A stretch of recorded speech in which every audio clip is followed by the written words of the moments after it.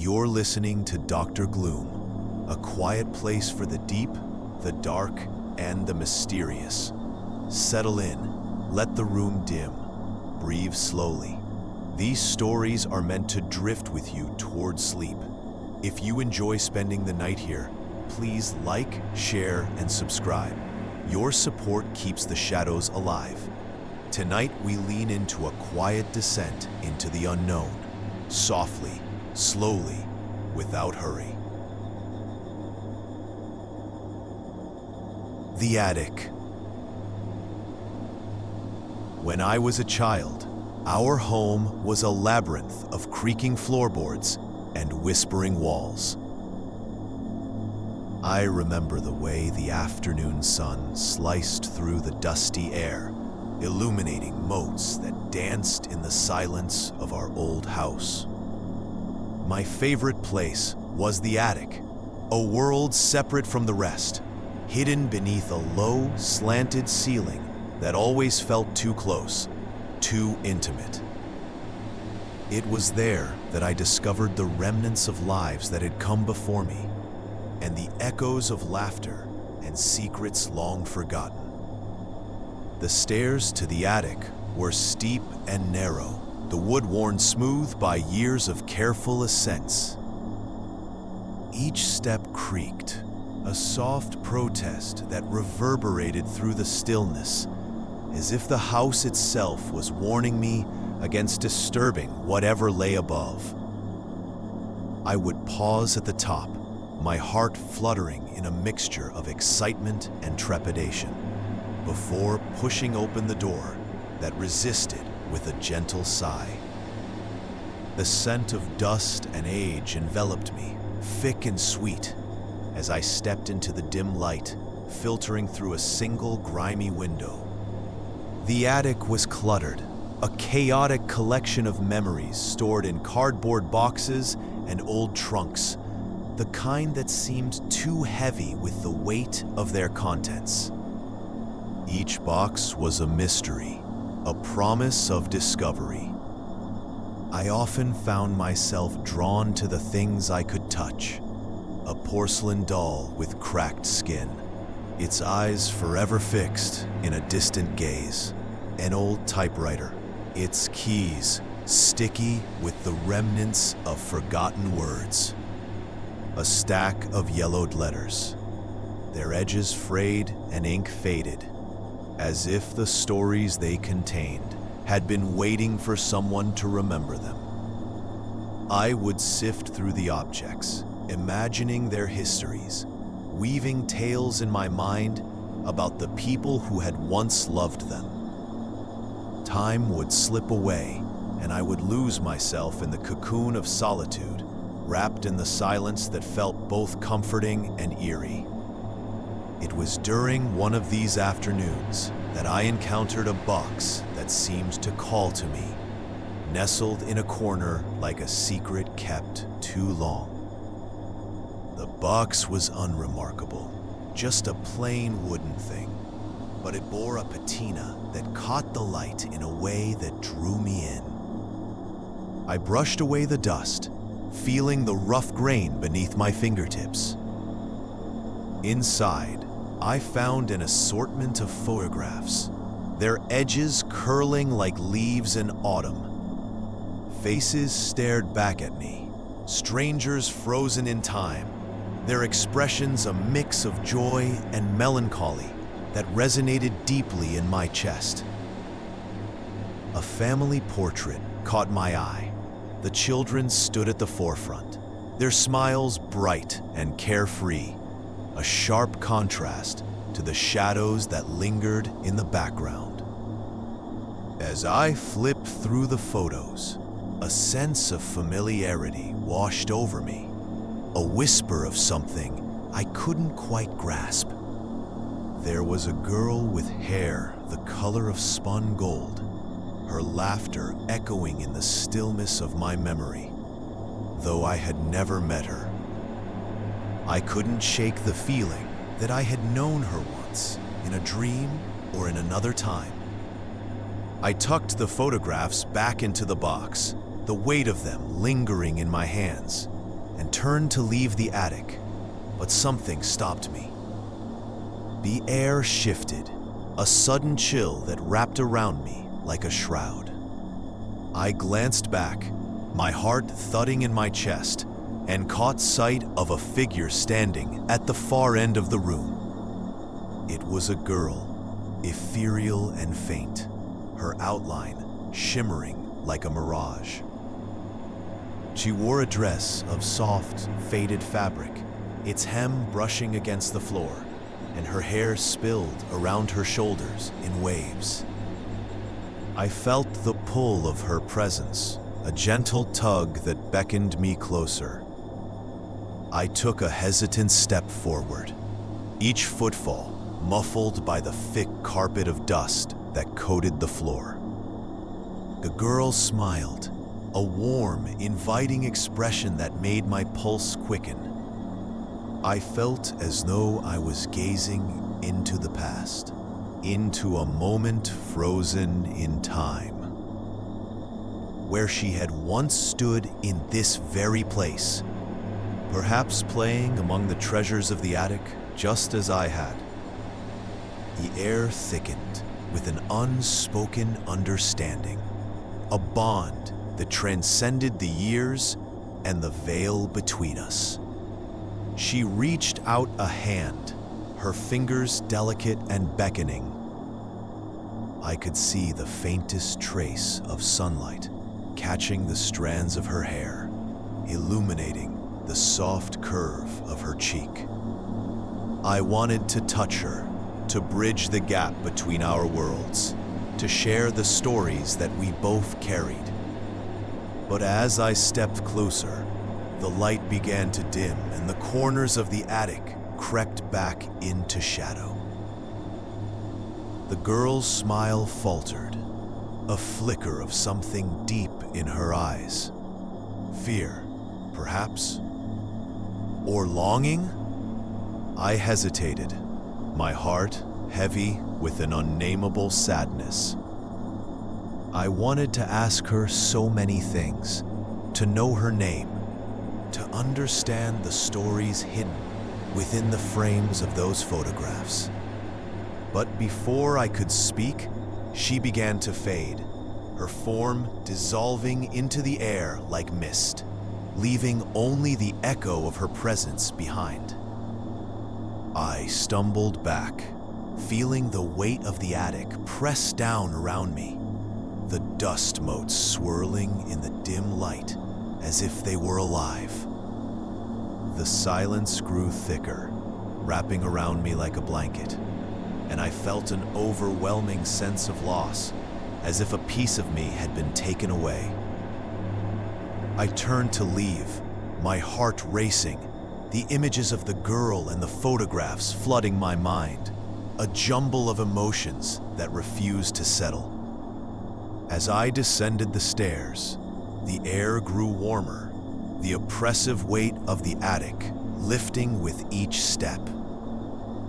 I paused at the threshold, glancing back one last time, but the room was empty now, the shadows falling back into their corners, waiting patiently for the next curious child to uncover their secrets. I closed the door softly behind me, the click of the latch echoing in the stillness of the hallway. In the days that followed, I often found myself drawn back to the attic, but I never saw the girl again. Instead, I returned to the box, rifling through the photographs, trying to find solace in the faces that stared back at me.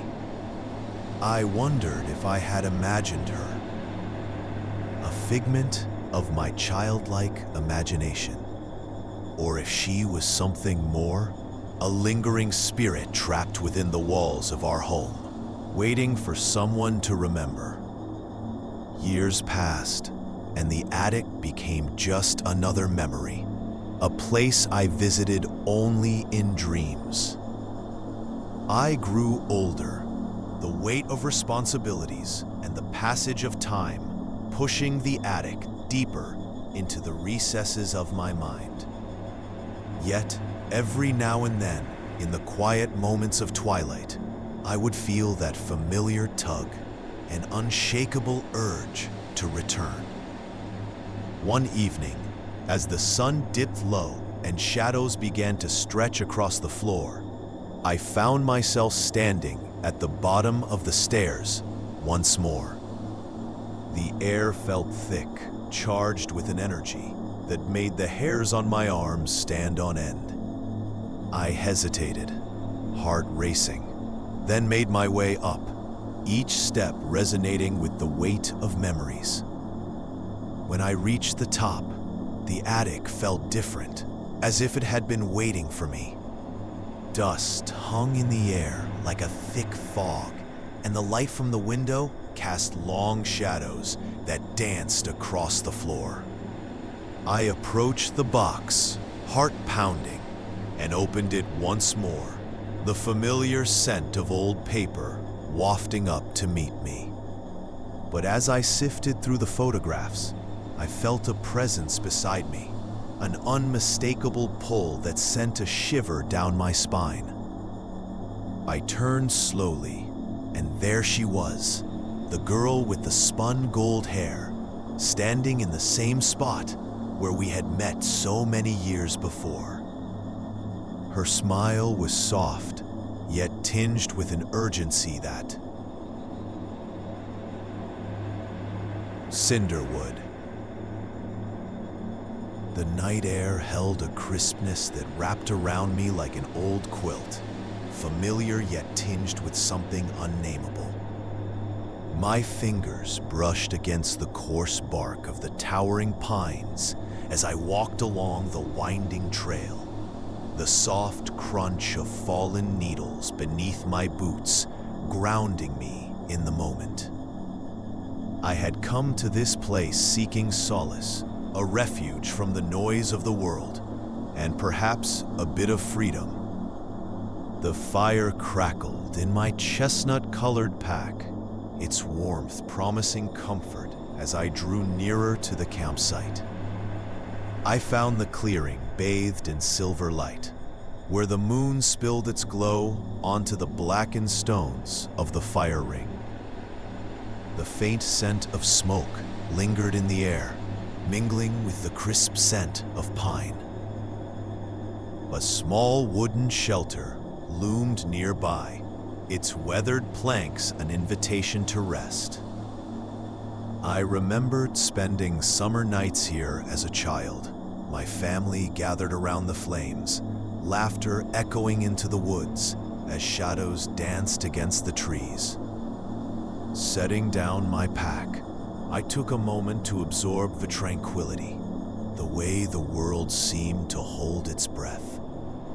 I placed a few twigs and dried leaves into the center of the fire ring, coaxing a flicker from the embers. With careful persistence, the flames licked at the kindling, crackling and popping until the fire blossomed into life, casting flickering shadows that twisted and swayed. Seated on the rough-hewn log, I let the warmth seep into my bones. The firelight flickered across the shelter, revealing its sturdy frame, but also the deep-set shadows that lurked in its corners. The air grew still, almost too still, as if the woods themselves were leaning in to listen. It felt oddly intimate, yet there was an undercurrent, a whisper of something lurking just beyond the edge of my awareness. I leaned back, letting my gaze drift to the stars, each pinprick of light a distant memory, a connection to something far beyond this clearing. The soft rustle of leaves above me was accompanied by the faintest echo of laughter, a melody that danced in the night air. It felt like a thread tugging at the edges of my memory, teasing the corners of a dream I could not quite grasp. As the fire crackled, I thought of that summer long ago, the sense of safety I had felt nestled between my parents. We had shared stories, each tale woven with the scent of smoke and the warmth of companionship. I could almost hear their voices, the way they filled the space around us. But tonight, the laughter felt different, a fleeting sound that seemed to carry a weight, a longing that brushed against my skin like a cool breeze. When I shifted my gaze back to the shelter, a figure caught my eye, standing just beyond the threshold. The darkness clung to them, making it difficult to discern features, yet the outline felt familiar. I blinked, heart quickening for just a moment, but as I leaned closer, the figure melted into the shadows, leaving only the echo of that laughter hanging in the air. There was a chill that crept along my spine, though I dismissed it as the night settling in. I turned my focus back to the fire, its warmth a balm against the creeping unease. The flames flickered, and with each crackle, they whispered secrets I could not quite decipher. I could almost hear the stories of those who had gathered here before, the weight of their histories layered upon the earth like the leaves carpeting the forest floor. With a steady hand, I added more wood to the fire, watching as the flames danced higher. They cast a warm glow that chased the shadows away, illuminating the shelter in a soft, golden hue. I remembered the nights spent here with friends, sharing tales of adventure, the feeling of camaraderie that thrummed in the air like a heartbeat. But even those memories felt distant, as if they belonged to someone else, someone who had ventured into the woods and never returned. As the fire crackled, I felt the urge to explore the depths of the shelter. The door creaked as I pushed it open, the sound echoing softly against the walls. Inside, the scent of old wood and damp earth enveloped me, a curious blend that tugged at the edges of my memory. I stepped carefully, feeling the uneven floor beneath my boots, the planks worn smooth by years of use. There were remnants of past visitors scattered about, a rusted tin can, a weathered backpack, a tattered blanket that had been left to the whims of the elements. A chill settled in the pit of my stomach, and I couldn't shake the feeling that I was intruding upon something sacred, a space where stories were woven into the fabric of the night. I turned to leave, but caught a glimpse of something that made me pause. In the corner of the shelter, a small wooden box lay hidden beneath a layer of dust. I knelt down, brushing my fingers over its surface, feeling the grooves etched into the wood. It felt impossibly heavy in my hands, filled with a history that was not mine. My heart raced as I lifted the lid, revealing a collection of stones, each one polished and smooth, as if they had been gathered from a riverbed. They were different shades of gray and brown, each unique, yet they seemed to pulse with an energy of their own. Among them, a single stone stood out, a deep, iridescent black that caught the firelight in a way that sent shivers down my spine. I couldn't look away, entranced by its depth, the way it seemed to hold the essence of the night itself. But then the air thickened, the shadows in the corners of the shelter deepening, as if they were alive, stretching towards me. I felt an inexplicable pull to the stone, a connection that transcended time. It was then I heard it again, that faint laughter, echoing softly, weaving through the air like a song only I could hear. I stumbled back, heart pounding, dropping the box as it clattered to the floor. The stones rolled away, scattering in a chaotic dance. I could feel the weight of unseen eyes watching me, the chill creeping deeper into my bones. I turned to flee, but the doorway felt miles away, the shadows closing in around me. The fire outside flickered, its warmth seeming distant now, a fragile barrier against the encroaching darkness. The laughter grew louder, weaving through the night like a ghostly refrain, tugging at my consciousness, urging me to remember. As I burst from the shelter, the night air hit me like a wave, cool and sharp. The fire blazed fiercely, illuminating the clearing in a protective embrace. I sank to the ground, heart racing, the laughter fading into the rustle of leaves. I took a deep breath, trying to steady myself. The clearing felt alive, the trees swaying gently, as if they held their own secrets. I could still feel the weight of the stones in my mind, the way they seemed to call to me, a reminder of the past, a connection to those who had come before. But I was here now, in this moment, the fire crackling beside me. I wrapped my arms around my knees, seeking comfort in the warmth, the flickering light, a beacon against the encroaching darkness.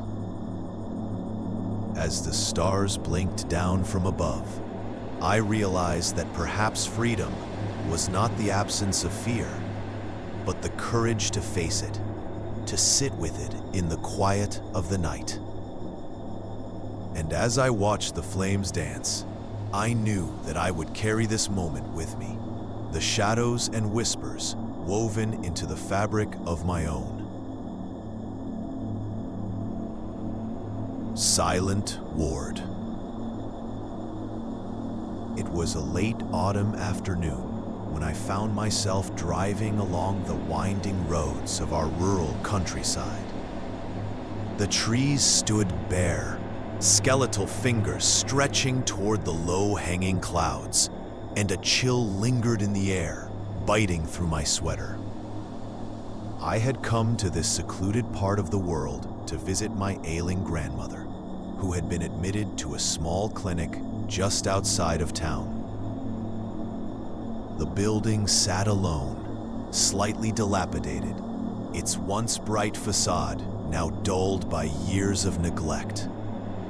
As I stepped inside, the sterile smell of antiseptic filled my lungs, mingling with the distant echo of footsteps and soft murmurs. The waiting area was sparsely furnished, metal chairs lined against the walls, their paint chipped and peeling, and a coffee table sagging under the weight of outdated magazines. I could hear the clock ticking, a steady heartbeat in the otherwise quiet space, reminding me of the slow passage of time. I approached the front desk, where a nurse sat, her face obscured by the glare of the fluorescent lights. She looked up, her eyes shadowed, and gestured toward the hallway. I could see the faint outline of a door at the end, a whisper of blue against the pale walls. As I walked, the floor creaked underfoot, each step echoing like a warning. The air felt heavy, a weight pressing against my chest, as if the building itself were alive, breathing in the stories of those it contained. I reached my grandmother's room, the door slightly ajar. Inside, the curtains were drawn, casting a muted glow over the bed where she lay. Her skin was ashen, almost translucent, the outline of her body sinking into the sheets. I approached cautiously, an uninvited guest in a space that should have felt familiar. The frail figure before me seemed a mere shadow of the woman who had once spun tales of magic and adventure, her voice rich with life. As I sat beside her, I noticed the way her fingers twitched, ever so slightly, the only indication that she was still tethered to this world. I reached out, brushing a cool hand against hers, and felt an icy shiver run through me, a reminder of the fleeting nature of existence. The room was silent, save for the soft hum of the machines monitoring her frail heartbeat, a steady rhythm that felt both comforting and foreboding. The hours slipped by, the sun dipping lower in the sky, casting elongated shadows that danced across the walls. I watched the patterns shift, a strange sense of calm washing over me. In that moment, I remembered a time from my childhood, an afternoon spent with her in a similar room, though it was bright and filled with laughter then. I could almost hear her voice, the way she would whisper secrets, her eyes twinkling like stars. A sound from the hallway pulled me from my reverie. I turned, expecting to see a nurse or a visitor, but the corridor remained empty. The light flickered for a moment, casting a ghostly glow that sent a shiver up my spine. I focused back on my grandmother, whose breathing had become more shallow, each exhale a reminder of the inevitable. I leaned closer, brushing a strand of hair from her forehead. Her skin felt colder, as if the warmth of life was slowly seeping away. Just then, a soft rustling caught my attention, drawing my gaze toward the corner of the room. There, in the shadows, stood a figure, a woman with a long, flowing gown that seemed to merge with the darkness. Her hair fell in waves around her shoulders, framing a face that was both familiar and distant. For a fleeting moment, I thought it might be my grandmother, youthful and vibrant, but the eyes were clouded, filled with a sorrow that reached deep within me. The figure did not speak. Instead, she simply watched, her gaze unwavering. An unsettling feeling settled in my stomach, yet I could not look away. My heart raced as I turned back to my grandmother. I felt the weight of the figure's presence, a quiet understanding that something was shifting in the air, something that went beyond the walls of this room. I squeezed my grandmother's hand, willing her to awaken, to return to the stories we had once shared, but her body remained still, almost weightless against the sheets. I glanced back to the corner, but the figure had vanished, leaving only a lingering chill behind.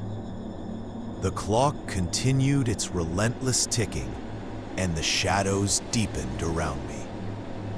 I felt an urge to flee, to escape the hospital room that felt increasingly suffocating, but I remained, drawn to the fragile form before me.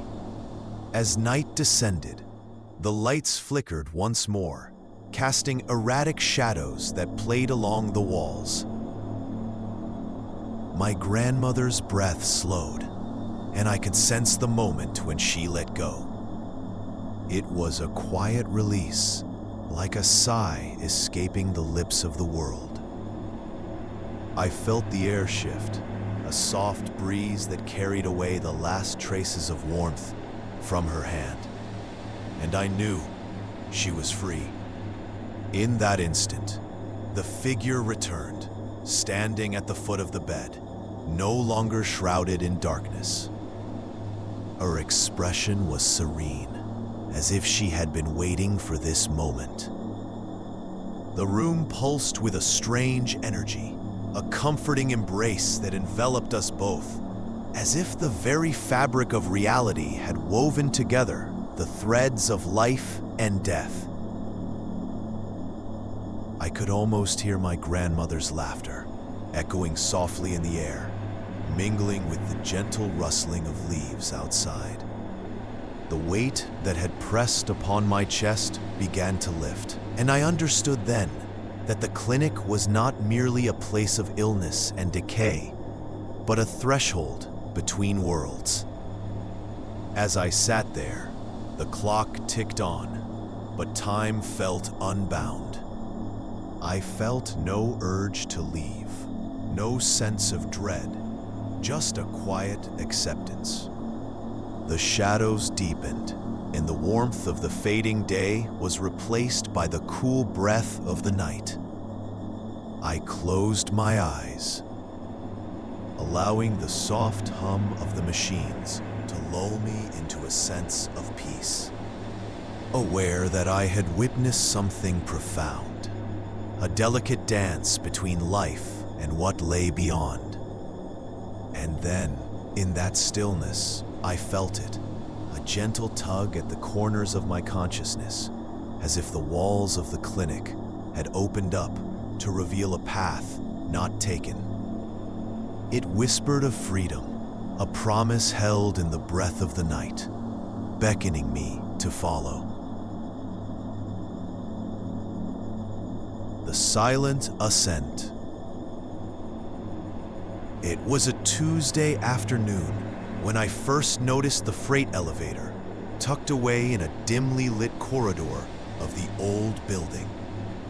I had just moved into a small apartment on the 5th floor, the paint peeling in places, the wooden floors creaking like old bones beneath my feet. The air was thick with the scent of dust and something faintly metallic, a reminder of years gone by.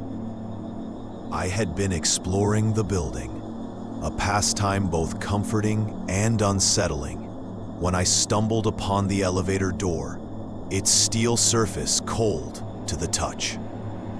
There were no buttons, just an unadorned metal plate that seemed to absorb the light around it. I hesitated, a soft thrum of apprehension stirring in my chest. The building had a history, whispered stories of its past lingering in the shadows, and I felt a pull towards the unknown. With a gentle push, the door creaked open, revealing a dimly lit shaft. The elevator stood there, waiting, as if it had been expecting me. As I stepped inside, the air shifted, thickening around me.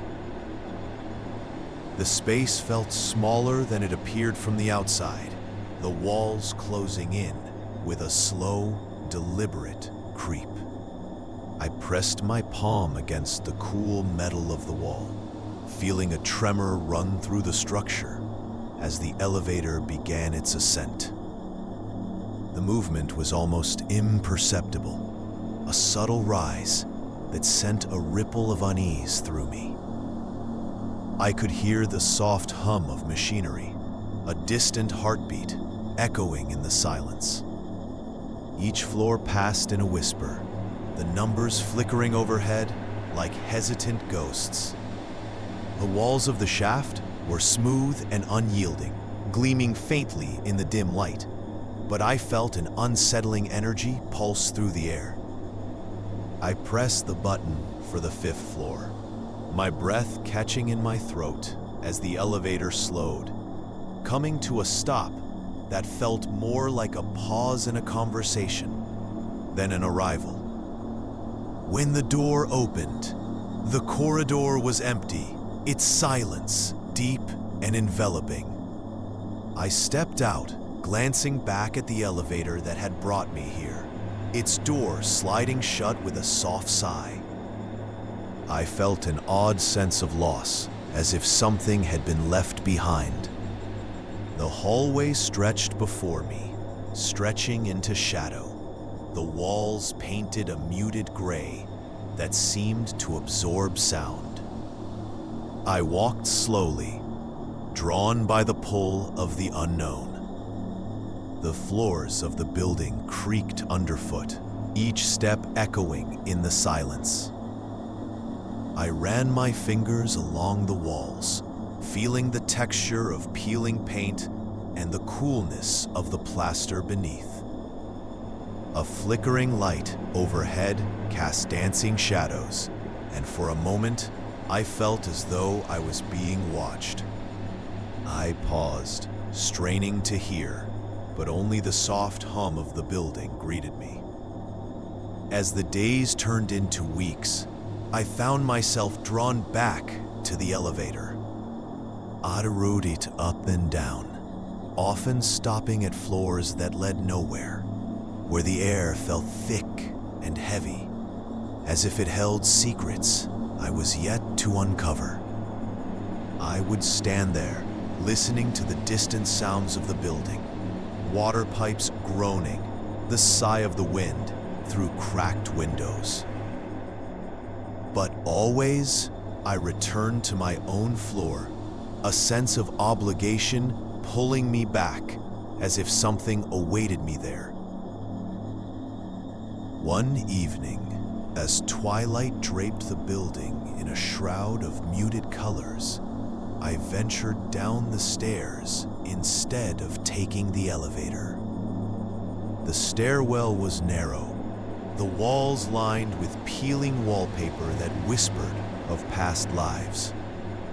Each step felt deliberate, a slow descent into the heart of the building. The air grew cooler, and I could hear the faintest echo of footsteps above me, an unsettling reminder that I was not alone.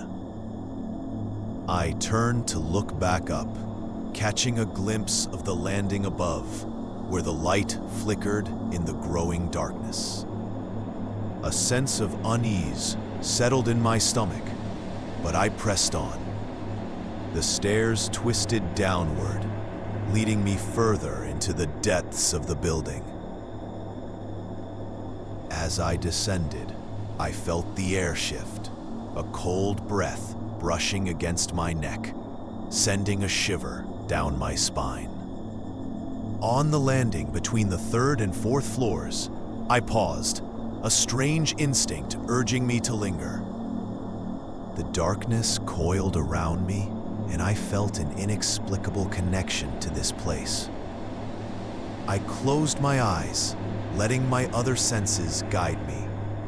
The scent of damp concrete filled the air, mingled with something sweet and rotting, like forgotten memories. In the stillness, I recalled a childhood encounter, a time when I had wandered through an abandoned house with friends. We had laughed and shouted, our voices echoing through the empty rooms. But there had been a moment, a fleeting shadow that crossed my vision, a figure standing just out of reach. It had felt like a warning, the whisper of something I couldn't grasp.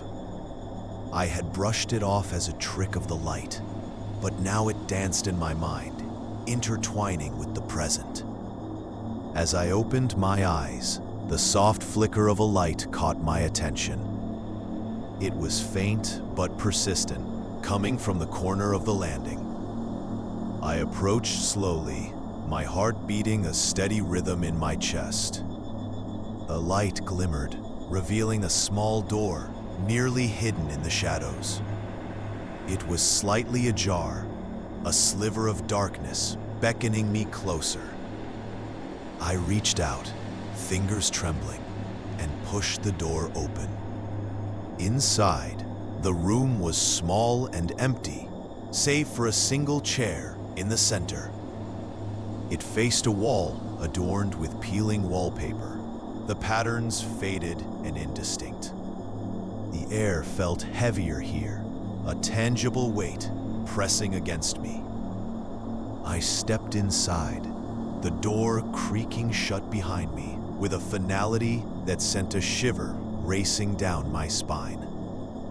I stood there, the silence wrapping around me, and I felt a presence, a warmth that was both inviting and disquieting. I could sense something waiting, something that had been trapped within these walls. A fleeting thought crossed my mind, a whisper of understanding that this place was not just a building. It was a repository of memories, a vessel for the lost. The room began to pulse with energy, a low hum vibrating through the air.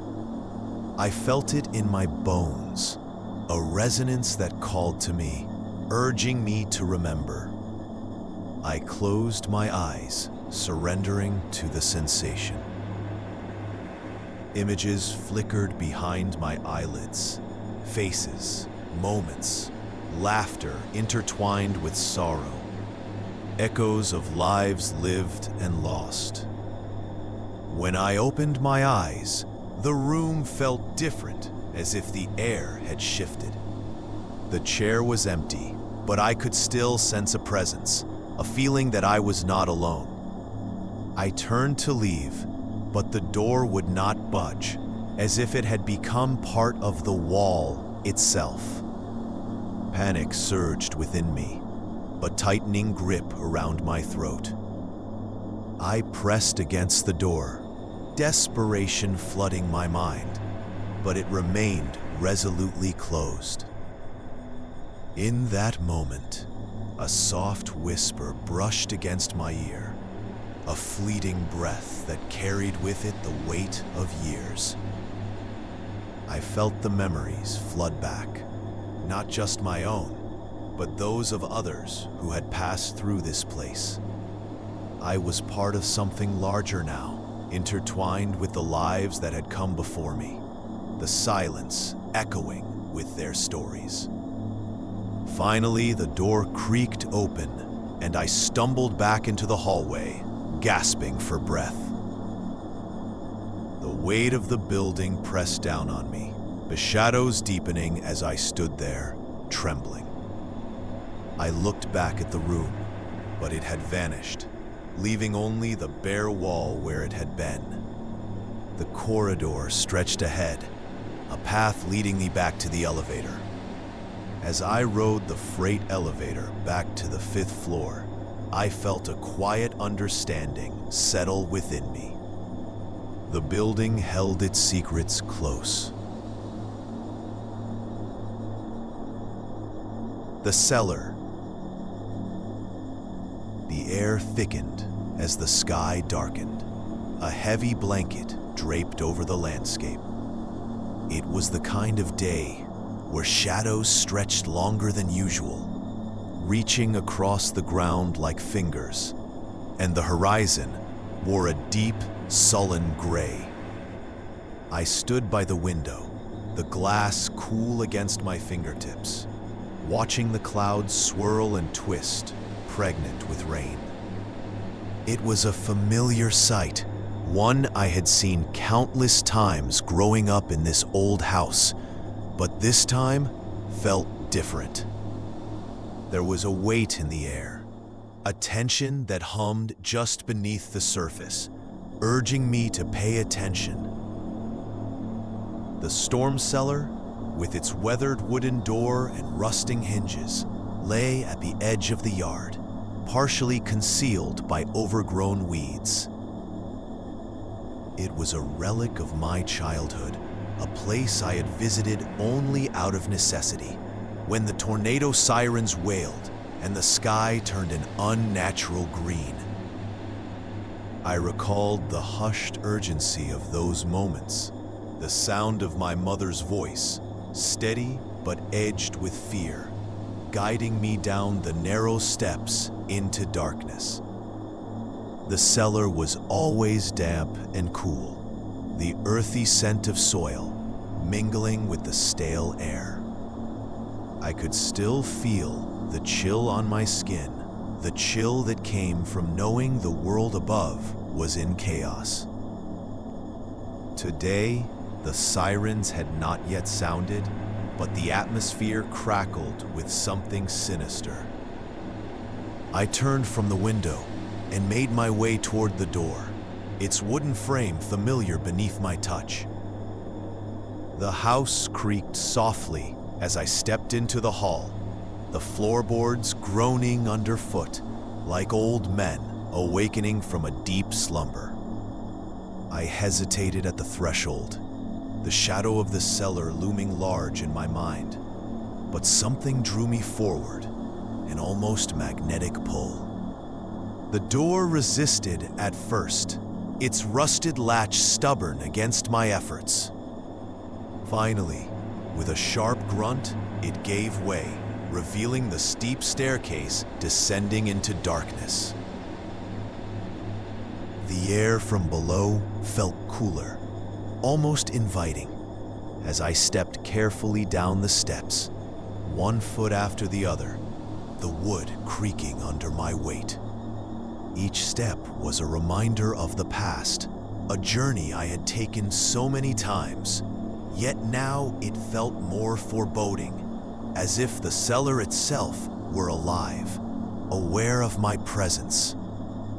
I reached the bottom, and the stale air hit me like a wave, thick and heavy with the scent of damp earth.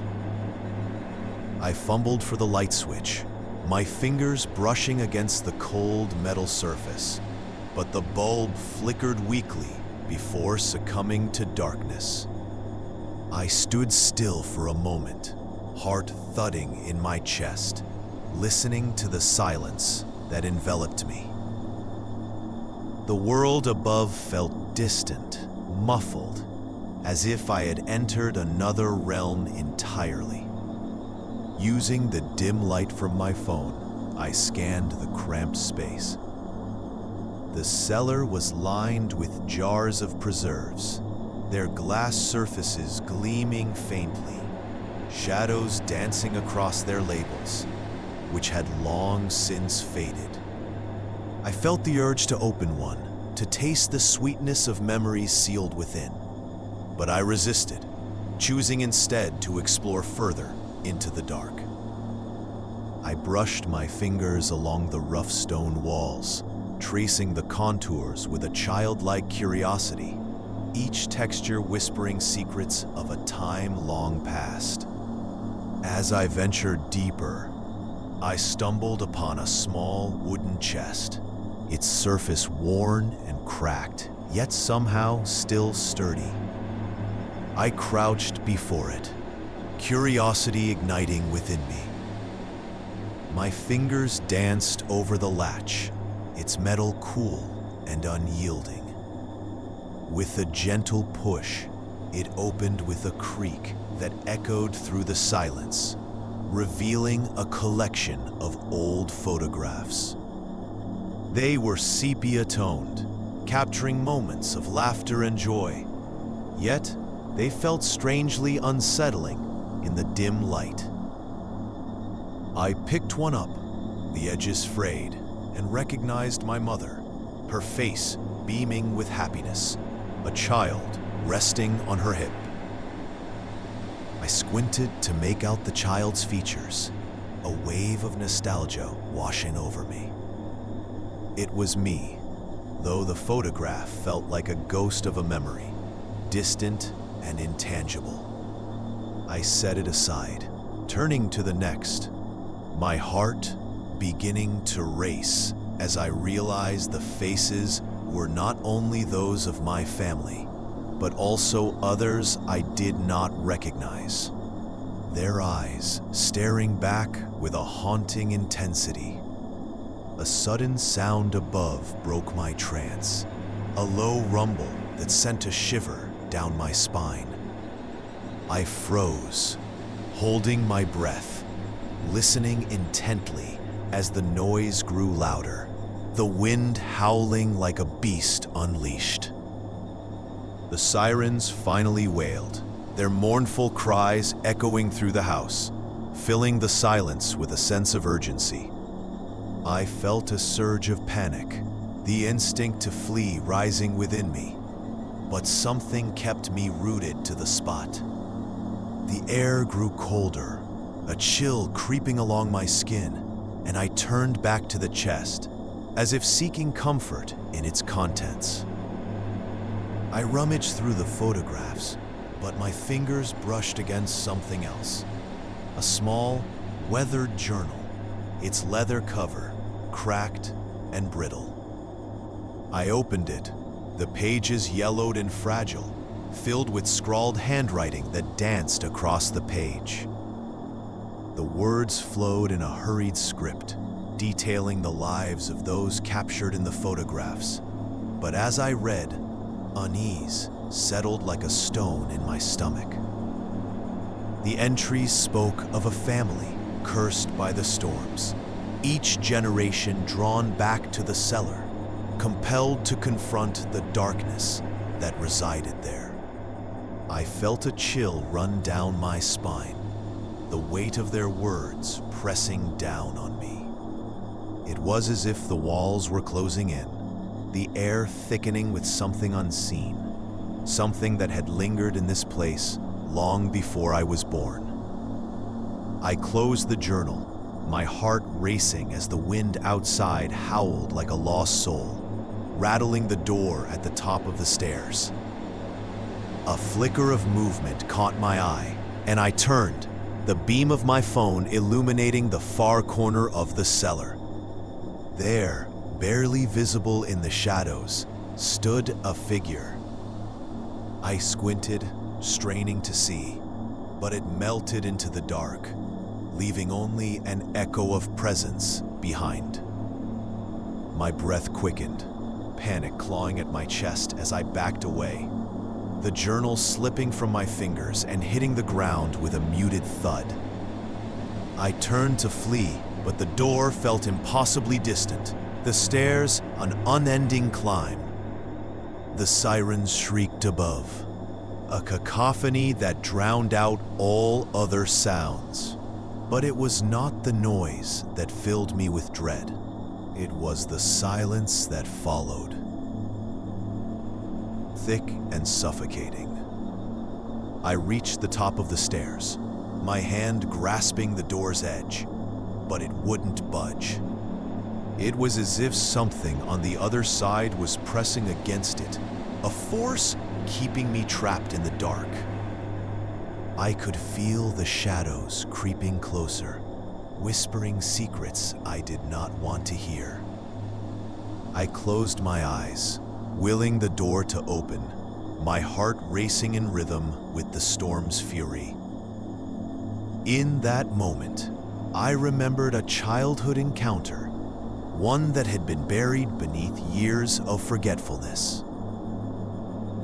I had stood in this very spot once before, a child listening to my mother's stories of those who had come before, who had faced storms and darkness. I recalled her voice, steady yet laced with sorrow, warning me to never linger too long in the cellar. The faces in the photographs, the journal, the whispers of the shadows, they all came rushing back, a torrent of memories that crashed over me like the storm above. With a final push, I threw myself against the door, and it creaked open, revealing the chaos of the world outside. The wind whipped at my hair, pulling me into its embrace, but I hesitated, glancing. Freedom. The old park lay at the edge of our town, a place I had avoided for years. It was a relic, overgrown with weeds and shadows, the once vibrant playground rusting quietly in the grip of time. Still, an inexplicable pull drew me there one late afternoon, when the sun hung low and the sky was painted in hues of gold and lavender. I felt as though I were retracing steps I had forgotten, though I could not remember ever having walked there as a child. Yet, the sense of familiarity washed over me, like the echo of a long-lost lullaby. The air was thick with the scent of damp earth and decaying leaves, and as I wandered deeper into the park, I could hear the faint rustle of branches swaying in the soft breeze. Each step felt intentional, as if the ground beneath my feet whispered secrets of those who had walked this path before. An old swing set creaked mournfully in the distance, swaying gently as if stirred by invisible hands. I paused to listen, the sound a haunting melody that resonated in my bones. I found myself drawn to a weathered bench, its wood splintered and faded. It stood beneath a massive oak, its gnarled roots curling like fingers into the earth. The bench felt oddly warm against my back as I sat. The warmth an invitation, a subtle comfort amidst the creeping chill of twilight. I let my fingers run along the rough surface of the armrest, tracing the grooves and knots like a map of forgotten moments. As the shadows lengthened, I noticed something at the edge of my vision, a figure. It was small, darting between the trees, its movements fluid, yet somehow stilted. I squinted, trying to focus, and the figure emerged from the dappled light, a child. Her hair was a deep chestnut, catching the fading sunlight, and she wore a dress that flowed around her, as if it were a whisper of fabric rather than cloth. She paused for a moment, tilting her head as if she had caught sight of me, her gaze penetrating, and for a fleeting second, I felt the urge to wave. Yet something about her seemed off. There was a stillness in her posture, a familiarity that sent a shiver down my spine. I was reminded of my own childhood, of a friend who had vanished one summer, leaving behind only echoes of laughter that had once filled the air. I shook the thought away, attributing it to the twilight haze that lingered in the corners of my mind. The girl turned and began to walk towards me, her feet barely touching the ground, gliding rather than stepping. As she approached, the details of her face sharpened, and I noted the perfect symmetry of her features, a beauty that felt almost manufactured. Her eyes, however, were dark and deep, pools of shadow that drew me in, but held an unsettling emptiness. I felt an urge to reach out, to understand, yet my body remained frozen, caught in the web of her gaze. She came to stand before me, and the world around us fell silent, the wind stilling as if holding its breath. I could see the edges of her mouth twitch, almost as if she were mimicking a smile, but it lacked warmth. It felt wrong, like a reflection in a cracked mirror. My heart quickened, a thrum of unease rising within me, and yet I remained seated, an unwilling captive of this moment. The girl knelt on the ground, brushing her fingers over the grass, as if searching for something lost. I could feel the weight of her presence, heavy yet ethereal, as she moved closer, her hands delicate and precise. I wanted to look away, to flee, but an invisible thread bound me to my seat. The park, with its shadows and whispers, seemed to close in around us, the light fading as darkness draped itself over the landscape. In a soft, almost musical tone, she began to hum, a tune that felt achingly familiar. It wrapped around me like a silken thread, pulling me closer to the memories I had buried.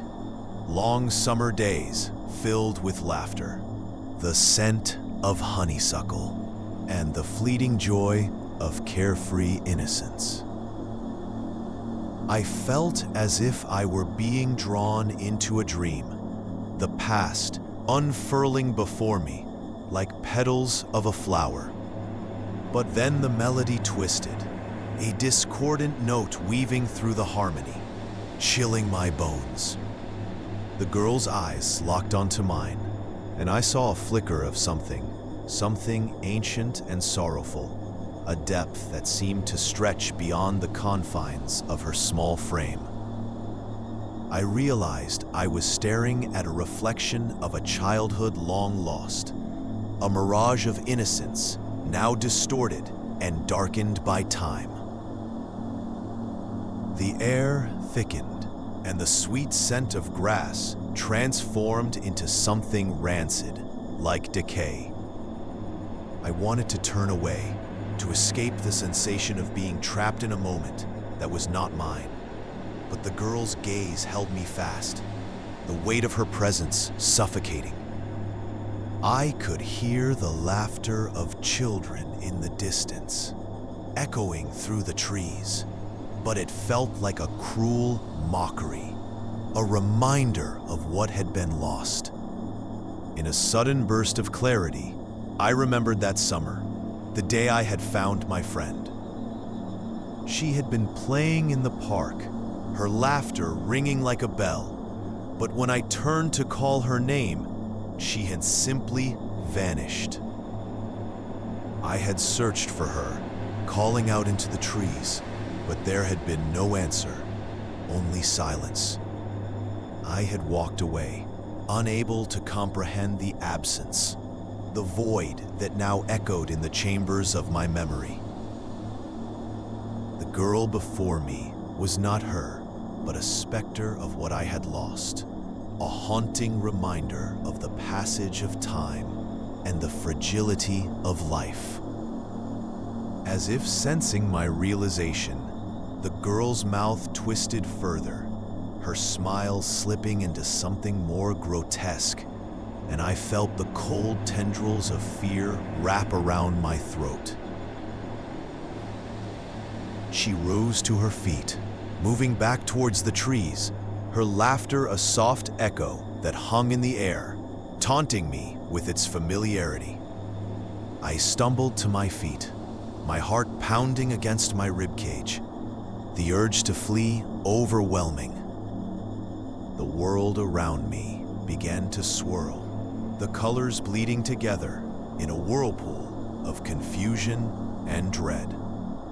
I turned, racing through the park, my breath coming in ragged gasps, the shadows reaching out as if trying to pull me back into their embrace. As I fled, I could hear the laughter of children growing fainter, swallowed by the encroaching darkness. The park, once a place of innocence, now felt like a labyrinth of memories I could not escape.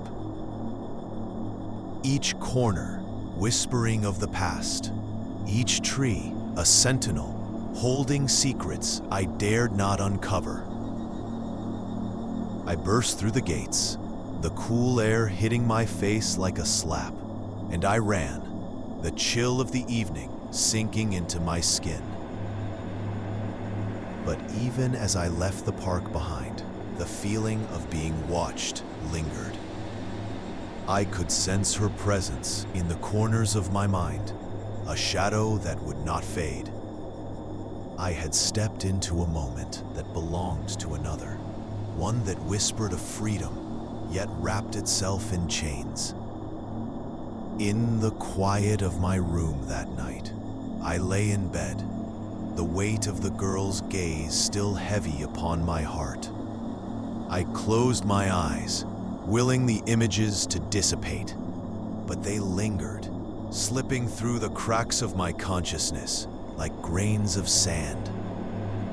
Outside, the world was silent, but I could feel the echoes of laughter in the wind, a haunting refrain that would forever remind me of the freedom I had lost. Lost in the night. The highway stretched endlessly before me, a ribbon of asphalt that shimmered under the pale glow of the moon. I had been driving for hours, the hum of the engine a steady companion, weaving through the soft curves and dips of the road. The landscape outside shifted subtly, a dark canvas painted with the silhouettes of distant trees and the occasional flicker of a lonely farmhouse. Its windows, like unblinking eyes, watching me pass. The air was thick with the scent of damp earth and the faint trace of gasoline. I relished the quiet, the solitude of the long-haul journey, as if the world outside had been stripped away, leaving only me and the rhythmic thrum of the tires against the pavement. I could feel the weight of fatigue pressing on my eyelids, a soft, velvety heaviness that begged me to surrender to the allure of sleep. Yet I pressed on, seeking the distant warmth of my destination. As I drove deeper into the night, I noticed the way the shadows grew longer, thicker, as if they were alive, curling around the edges of the road like dark tendrils reaching for something just beyond my grasp. The headlights of my car cut through the darkness, illuminating patches of gravel and tufts of grass that grew haphazardly by the roadside. In those fleeting moments, I caught glimpses of movement, perhaps a rabbit or a deer, but the stillness of the night enveloped them like a shroud, leaving me with a sense of unease. The road twisted further into desolation, and the occasional signposts became increasingly rare, their messages growing more cryptic and worn with age. One, half obscured by overgrown weeds, promised a diner 20 miles ahead, but I couldn't help but feel that the promise was hollow. The thought of a warm cup of coffee drew me on, a flicker of hope amidst the encroaching shadows. Then I saw it, a flicker of light in the distance, warm and inviting against the cold backdrop of night. The diner stood alone, a small haven on this forsaken stretch of highway, its neon sign buzzing softly in the darkness. I pulled into the gravel lot, the crunch of stones underfoot echoing in the stillness. The building looked as if it had been trapped in time, its paint peeling and the windows smudged, yet the glow from within beckoned like a lighthouse to a lost sailor. Inside, the air was thick with the scent of fried food and the muted chatter of a few patrons. The soft glow of the overhead lights cast a warm hue on the cracked linoleum floor, making the space feel almost intimate. I slid into a booth, the vinyl seat cool against my skin, and watched as a waitress moved with practiced ease, her movements fluid and familiar, as if she had been doing this for an eternity. As I waited for my coffee, I glanced around, taking in the details of the diner, the chipped counter, the dusty jukebox in the corner, the faded photographs on the walls, each capturing moments of laughter and life. Now, silent echoes in the stillness. A small table near the back caught my eye. A family sat huddled together, their faces illuminated by the flickering light of a candle. They appeared to be deep in conversation, their gestures animated, yet the sound of their voices was muted, as if filtered through a thick pane of glass. The waitress returned with my coffee, setting it down with a gentle smile that seemed both welcoming and haunted. I took a sip, the warmth spreading through me, grounding me in this strange place. But the sense of unease lingered, a whisper at the back of my mind. I couldn't shake the feeling that something was off, that the diner existed outside the normal passage of time. I turned my attention back to the family, curiosity pulling me closer. The father was telling a story, his hands moving animatedly, and the children listened, eyes wide, laughter spilling forth like music. Yet, their laughter felt distant, like echoes of a long-forgotten tune. I strained to catch their words, but found only silence, a thick blanket of quiet wrapping around them. Suddenly, the father turned, his gaze locking onto mine. His eyes, dark and deep, held a sadness that pierced through the veil of warmth.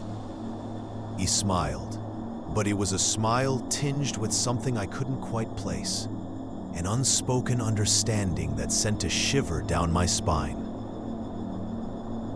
I looked away, focusing on the coffee cup in my hands, its warmth a stark contrast to the chill that had settled over me.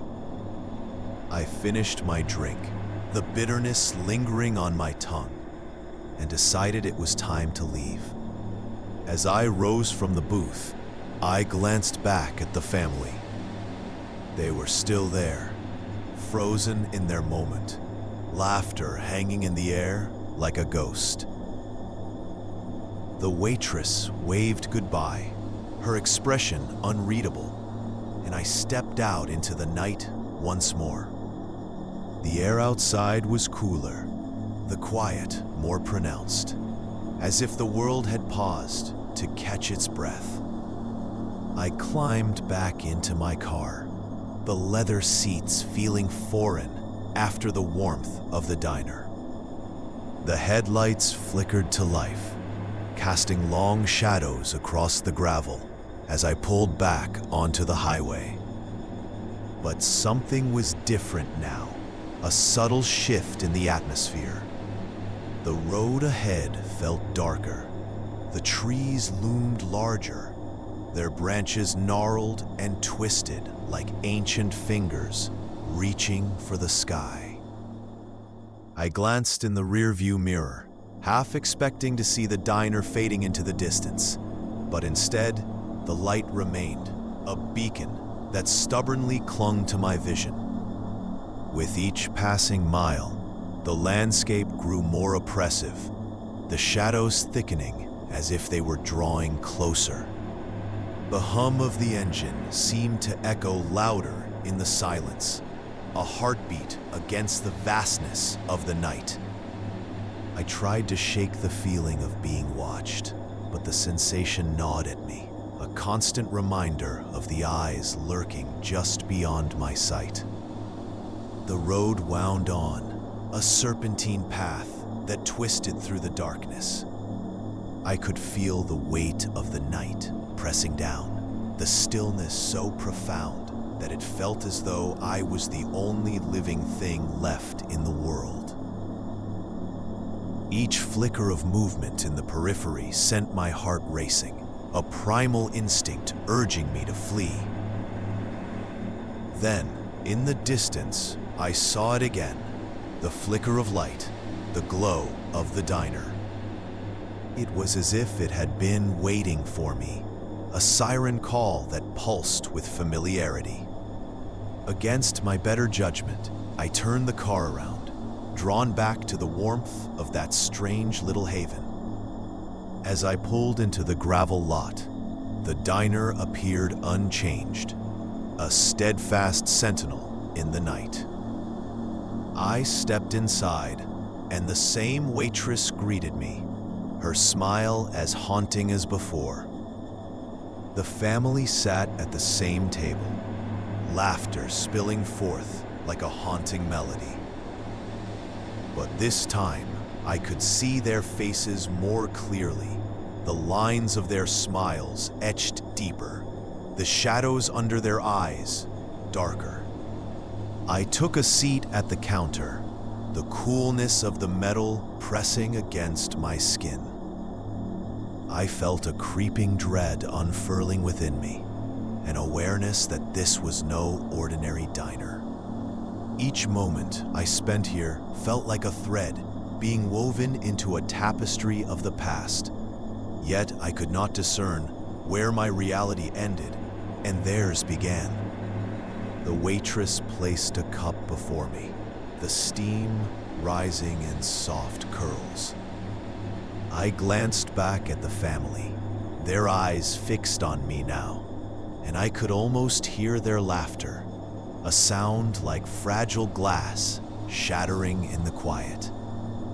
I knew then that I was caught in a loop, trapped between the living and the dead, the highway stretching on like a dream with no end. As I sat, the hollowed earth. The summer of my 12th year stretched out like an unending afternoon, lazy and thick with heat. The world was a tangle of sun-drenched days, and I often found myself wandering the fields behind our home, a place where the grass grew wild and tangled. It was there, among the swaying stalks and the whispering breeze, that I first stumbled upon the entrance. It was small, barely noticeable, cloaked in shadows cast by a cluster of ancient oaks. The air around it felt different, cool and thick, as if it held its breath. I knelt in the grass, my fingers brushing against the crumbling earth that framed the gaping mouth of the cave. The entrance was framed by jagged rocks, their edges worn smooth by time, and a trickle of water seeped from the stone, pooling in a dark puddle at my feet. Curiosity tugged at me, a gentle insistence that beckoned me closer. I leaned in, peering into the darkness, the sweet, damp scent of earth filling my lungs. A shiver ran down my spine, not from fear, but from a childlike thrill. I could hear the soft, echoing drip of water, each drop a whispered secret in the stillness. The cave seemed to breathe, its depths a promise of discovery. I pulled back, glancing around to ensure I was alone. The fields, usually vibrant with life, were eerily quiet, as if the very air was waiting for me to take that next step. It felt like a moment suspended in time, one that would hold its breath until I decided what to do next. Days passed, and I returned often, each visit a ritual. I'd bring a flashlight, its beam cutting through the shadowy throat of the cave, revealing the slick walls glistening with moisture. The sound of water trickling down the stone became a familiar song, a lullaby that coaxed me deeper into the earth's embrace. I imagined the cave stretching far beneath me, twisting and curling, like the roots of the trees above, alive with whispers of the past. One afternoon, I ventured further than before, compelled by a sensation that I was being drawn into something larger than myself.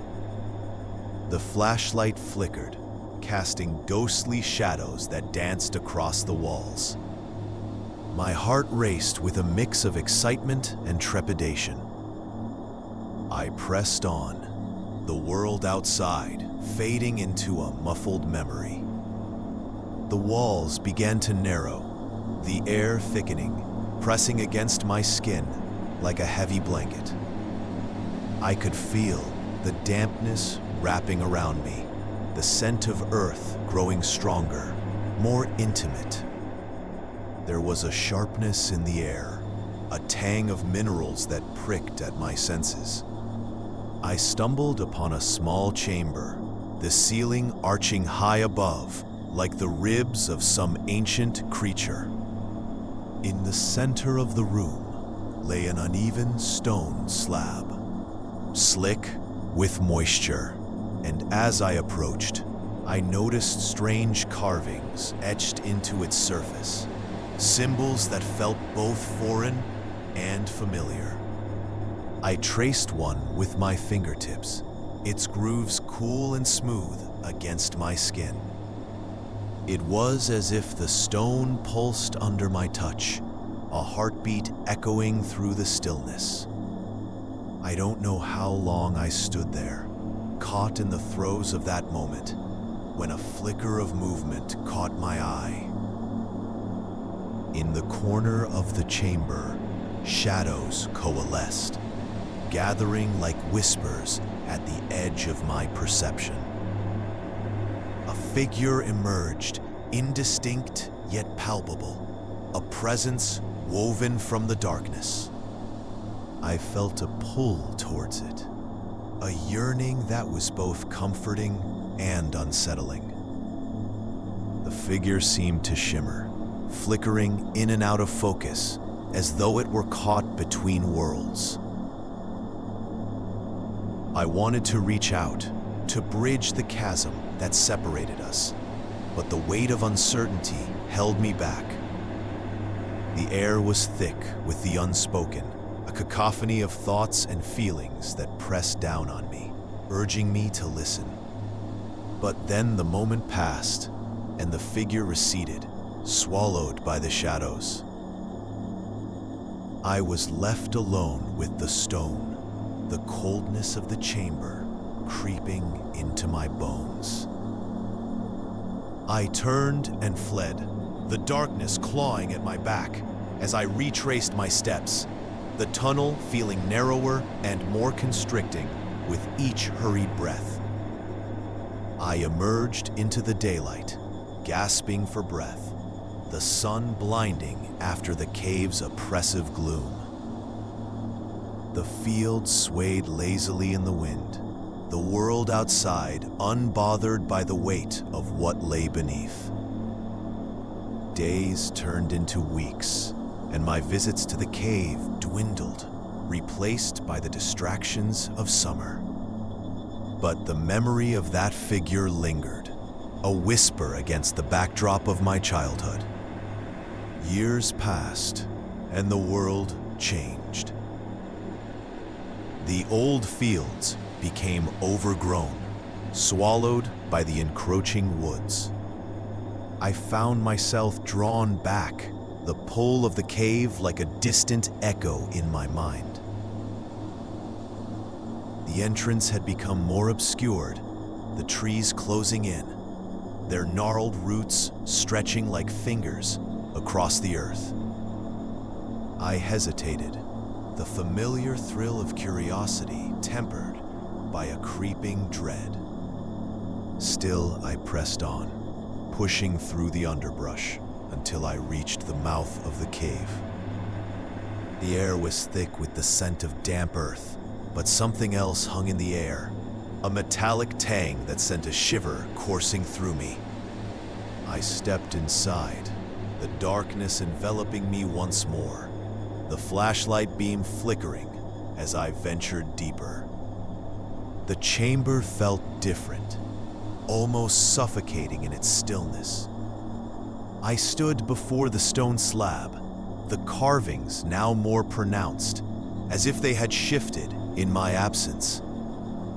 I traced the lines with my fingers, feeling the pulse beneath the surface, an echo of something long forgotten. It was then that I heard it, a soft whisper against the silence, familiar yet distant. The figure emerged again, more defined this time, its presence heavy with the weight of time. It beckoned to me, not with words, but with a knowing gaze that seemed to pierce through the veil of existence. I felt a deep longing, a call to join that figure in the shadows, to step into the unknown, where the lines of reality blurred. But as I stood there, the weight of the past pressing down on me, I realized the truth of that moment. The cave was not a place of freedom, but of entrapment, a timeless snare that held the echoes of those who had come before. I turned and fled once more, the darkness closing in behind me, the whispers fading into silence. I stumbled into the light, gasping as the sun washed over me, the warmth a stark contrast to the chill that lingered in my bones.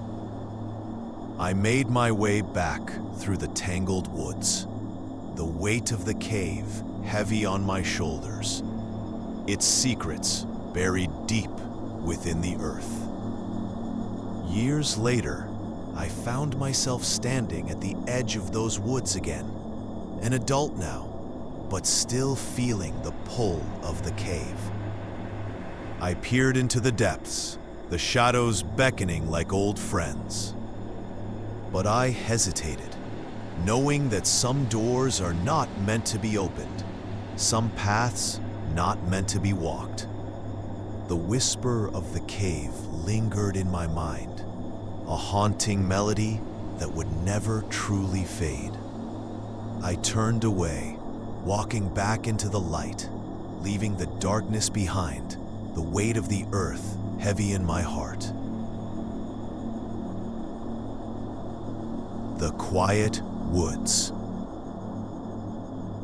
In the small town where I grew up, whispers of the woods were as common as the wind rustling through the trees. They spoke of shadows darting between the trunks, of creatures with glinting eyes and too many limbs. I always dismissed these tales as mere stories, figments of imagination brewed in the minds of children. Yet there was an unsettling familiarity to them, as if I had brushed against something real long ago, something that lurked just beyond the veil of memory. I often wandered into the woods behind my house, drawn by an inexplicable urge to explore.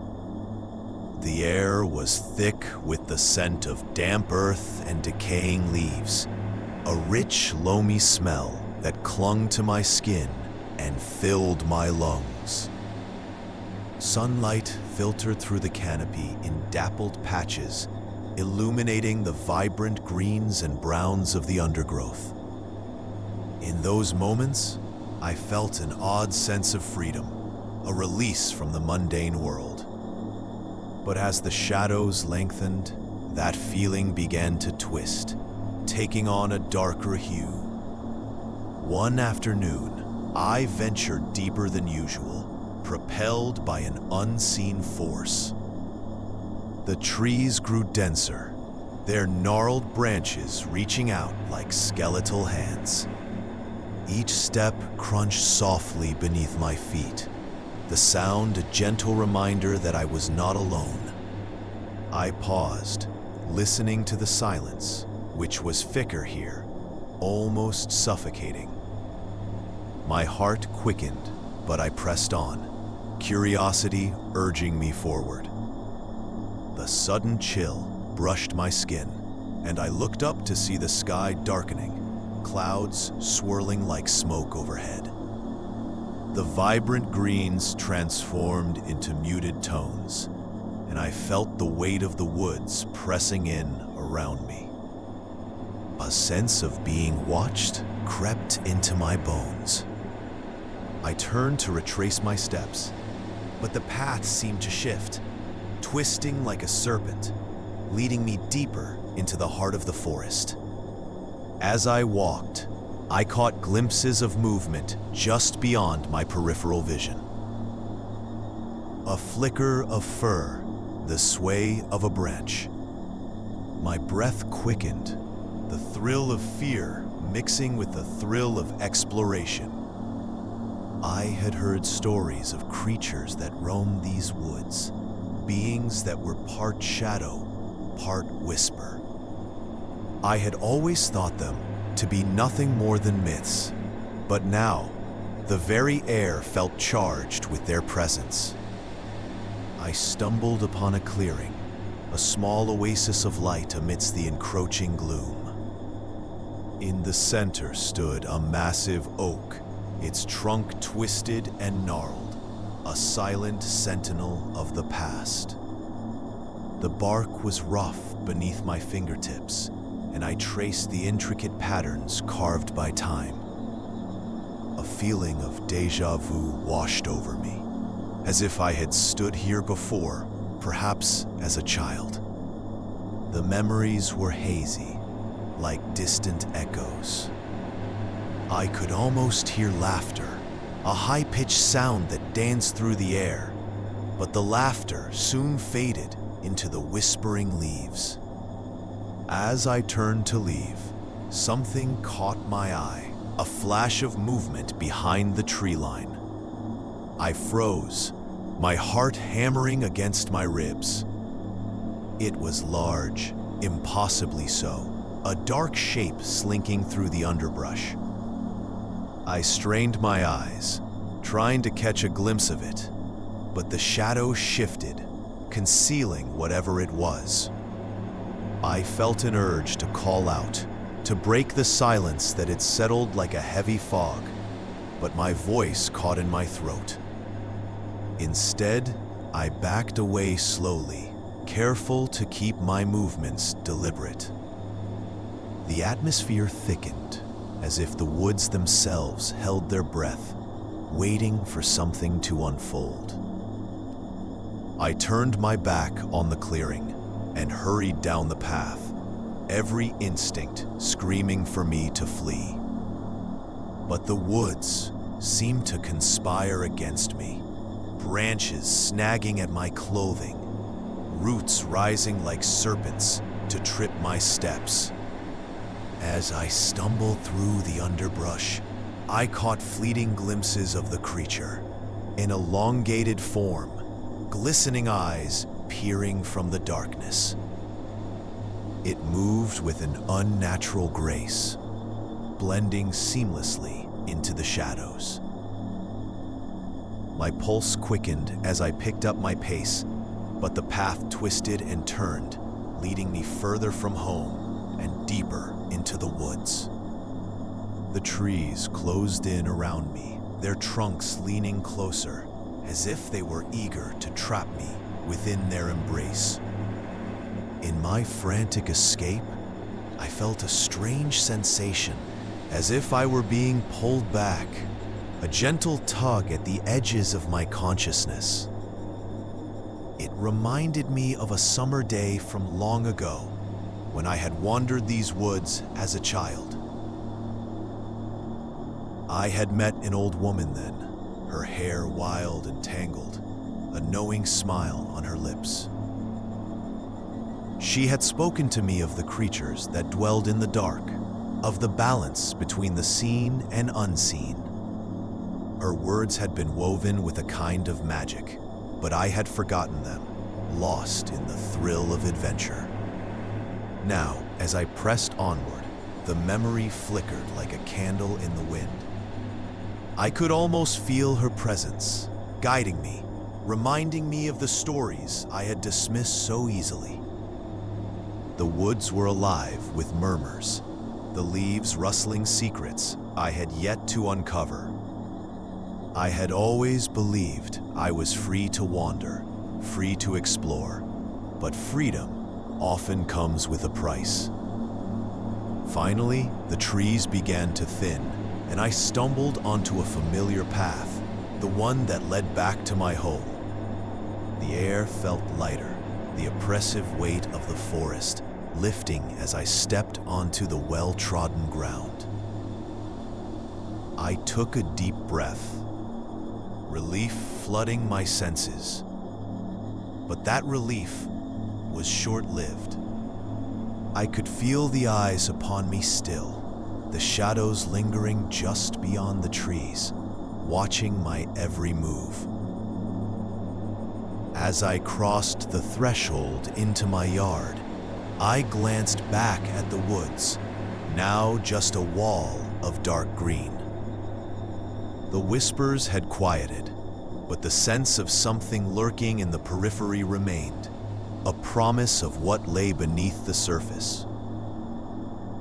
I shivered, the chill of the forest still clinging to my skin, an echo of the freedom I had sought.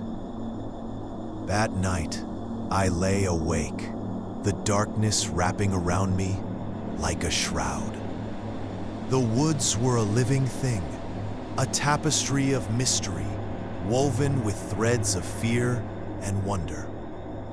I could almost hear the old woman's voice in the rustling of the leaves outside my window, reminding me of the delicate balance between curiosity and caution.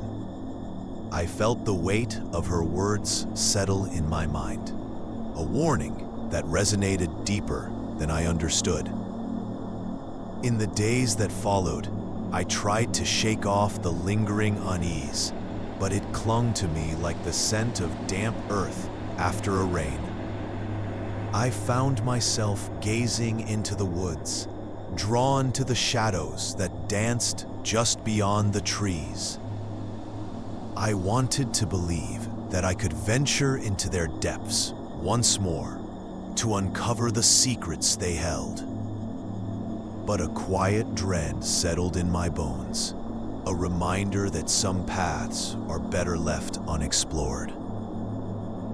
And so I remained at the edge, torn between the allure of the unknown and the whisper of caution in my mind.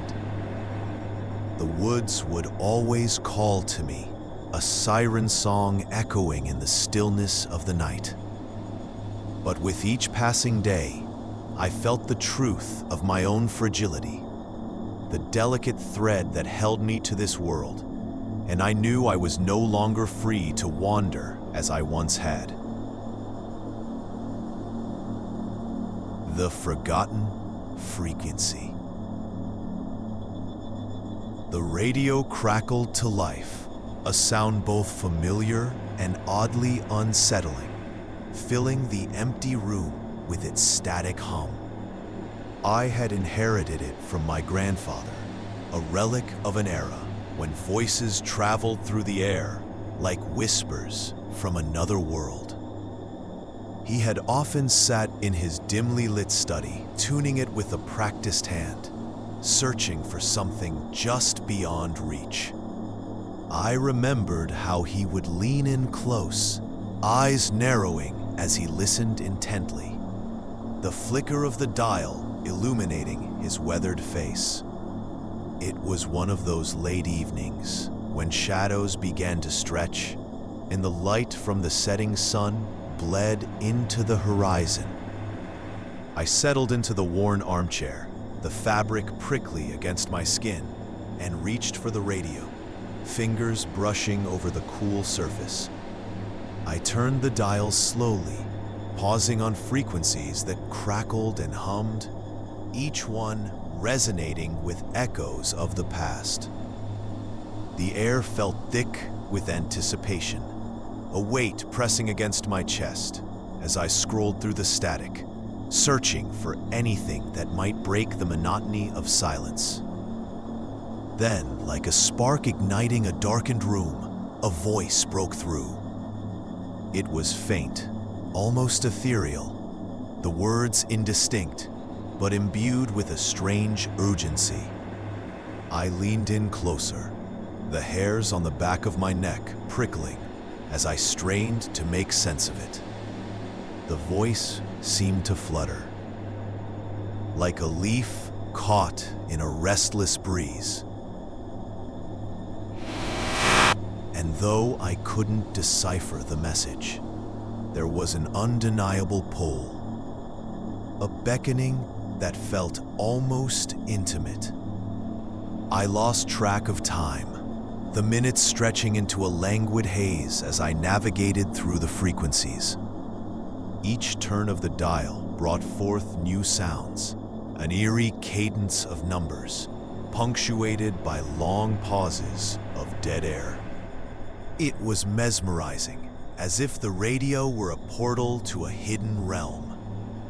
I could almost feel the air shift, the room darkening around me, shadows crawling across the walls like forgotten memories. As I continued to listen, a sense of familiarity washed over me. The cadence of the numbers reminded me of a game I once played as a child, long forgotten yet vivid in my mind. I recalled a summer evening when my friends and I gathered in a circle, our laughter echoing into the twilight. We dared each other to close our eyes and listen, to let the sounds of the night guide us. I had found comfort in that stillness, in the way the world outside faded away, leaving only the soft rustle of leaves and the distant hum of cicadas. But this was different. The radio felt alive, pulsating with an energy that drew me in deeper. I felt as though I was touching something ancient, something that lingered just beyond the veil of understanding.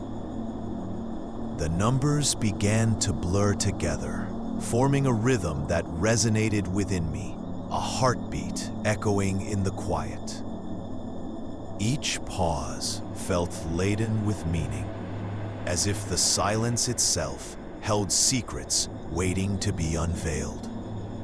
I recalled a conversation with my grandfather, how he spoke of the airwaves as if they were threads connecting us to those who had long since departed.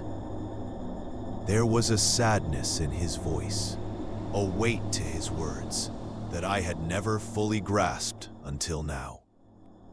I remembered the way he would close his eyes, a faraway look in his gaze, as if he were listening for something just out of reach.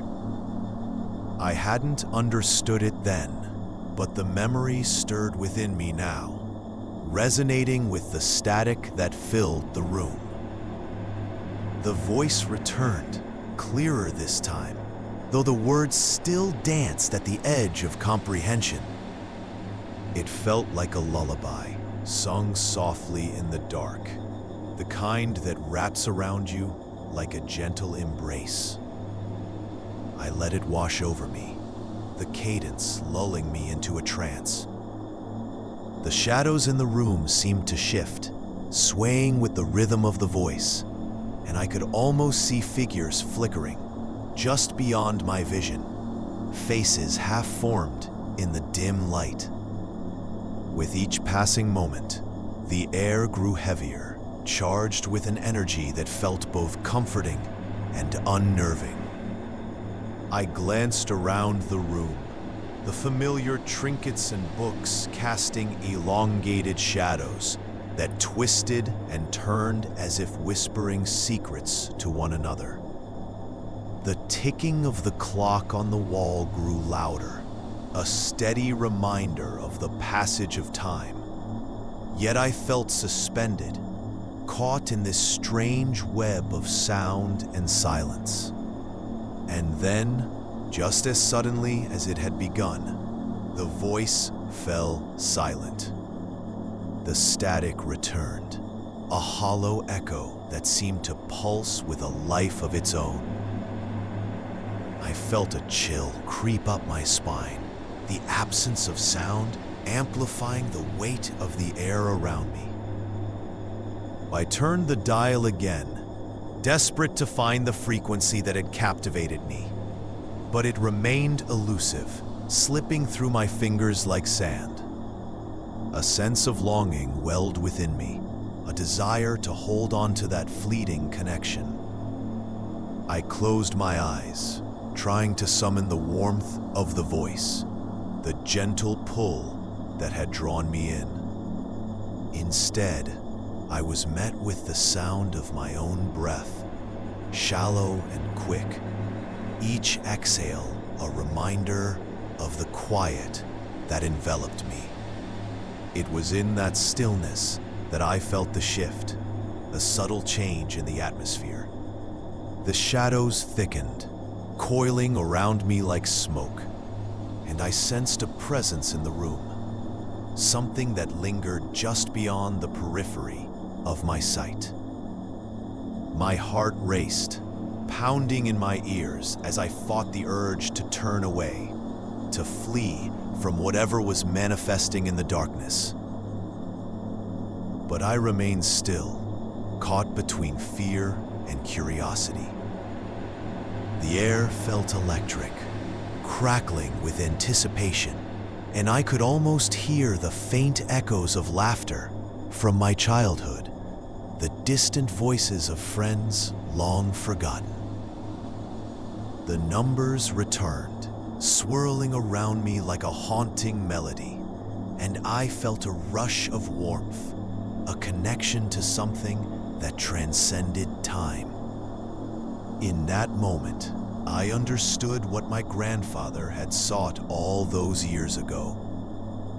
The radio was not merely a device, it was a bridge, a conduit to the echoes of the past. I could sense the yearning, the voices of those who had come before, calling out from the void, and I felt an overwhelming desire to listen, to understand. As the numbers washed over me, I closed my eyes once more, surrendering to the sound. The shadows danced and flickered, and I felt the weight of the world lift, the familiar room fading away. It was as if I had stepped into a dream, a realm where time held no dominion.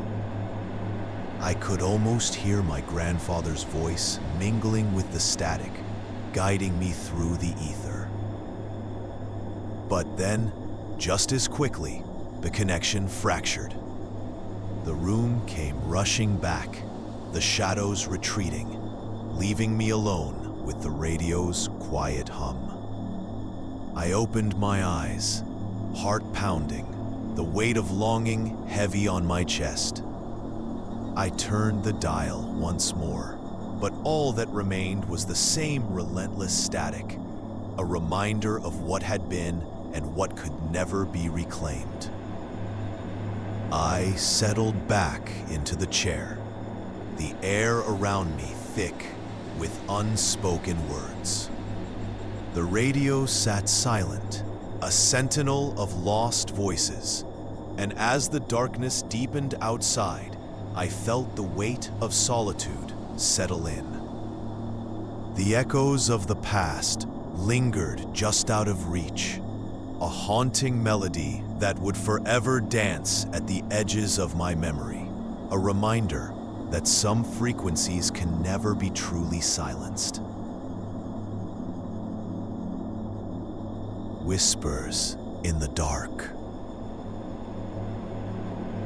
As night draped itself over the world, I would find myself nestled beneath my blanket, the fabric cool and familiar against my skin. The room would fill with the hushed rustle of leaves outside, the gentle sway of branches tapping against the window like a lullaby. Yet, even in the embrace of my sanctuary, a flicker of unease would settle in the pit of my stomach.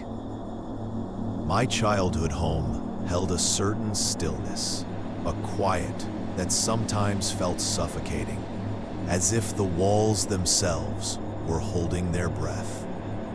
The furniture, heavy and dark, seemed to loom larger in the dim light, their shapes softening into shadow. The familiar sense of old wood and the faint trace of lavender from my mother's sachets lingered in the air, mixing with the coldness of the night creeping through the glass. One night, I awoke to an unsettling sensation, the kind that makes the hair on the back of your neck stand at attention. I was trapped beneath the weight of my own limbs, my body refusing to heed the commands of my mind. My heart thudded in a slow, rhythmic panic, echoing in the silence.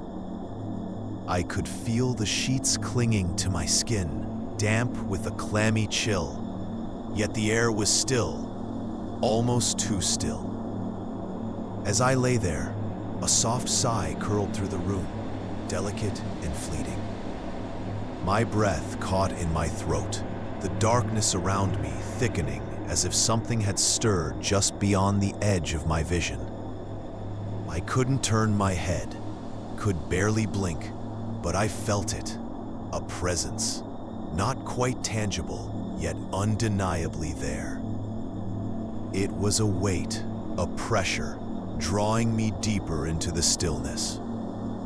Memories fluttered at the corners of my mind, fragments of conversations from long ago.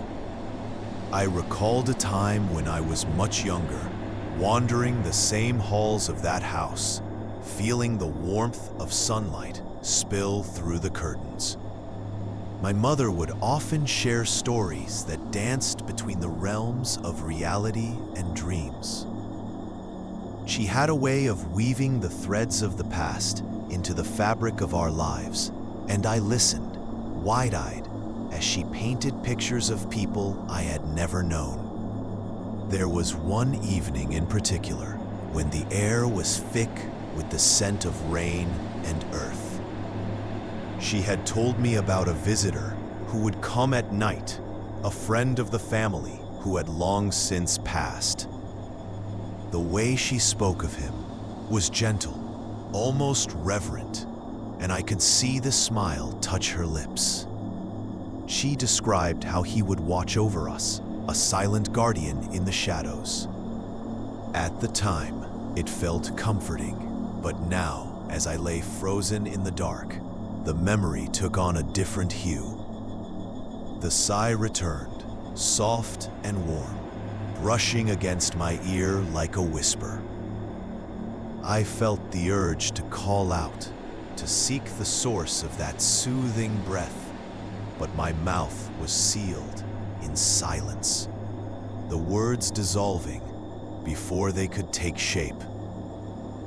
Instead, I became acutely aware of the weight of my own body, the way it sank into the mattress, as if the very fabric of the bed was pulling me deeper into its embrace. The air shifted, becoming heavier, almost electric. In that murky stillness, the edges of my vision began to blur, and a figure emerged from the shadows, clothed in the darkness. It was vague, a silhouette that shifted and flickered like candlelight on a restless night. My heart raced, yet a strange calm washed over me. The figure held an aura of familiarity, an echo of memories long buried beneath the surface. I could not see its face, but there was a warmth that radiated from its presence, wrapping around me like a protective cloak. It felt as though the room had grown smaller, closing in around us, and yet I was anchored in place, unable to move, unable to flee. The memories of my mother's stories intertwined with the sensation of the figure nearby. I remembered her laughter, the way her eyes sparkled when she spoke of that unseen guardian. The warmth enveloped me, filling the spaces between the lingering dread and the soft embrace of something otherworldly. I closed my eyes, inhaling the scent of the room, the lavender still faintly clinging to the air, mingling with the coolness of the night. Time stretched, The moments elongated into infinity as I felt the weight of the figure beside me. It was not threatening.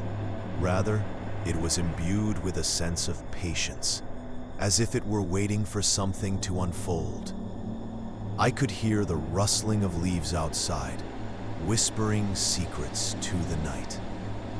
And then, with a sudden clarity, I remembered a conversation I had once overheard, a moment suspended in time, two voices murmuring softly in the kitchen.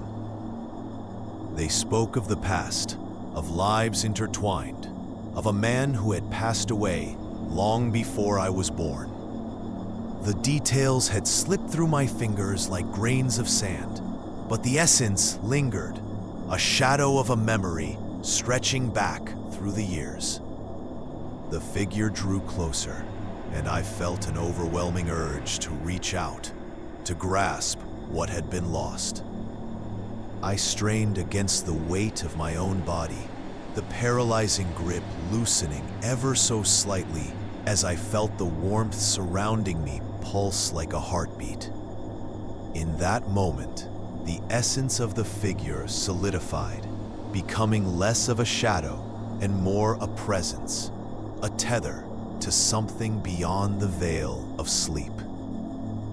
I could sense its intention, a gentle beckoning that whispered of release, of letting go of the fear that had long since taken root in my heart. The room brightened ever so slightly, a warm glow that illuminated the edges of the darkness, and for the first time, I felt a sense of peace wash over me.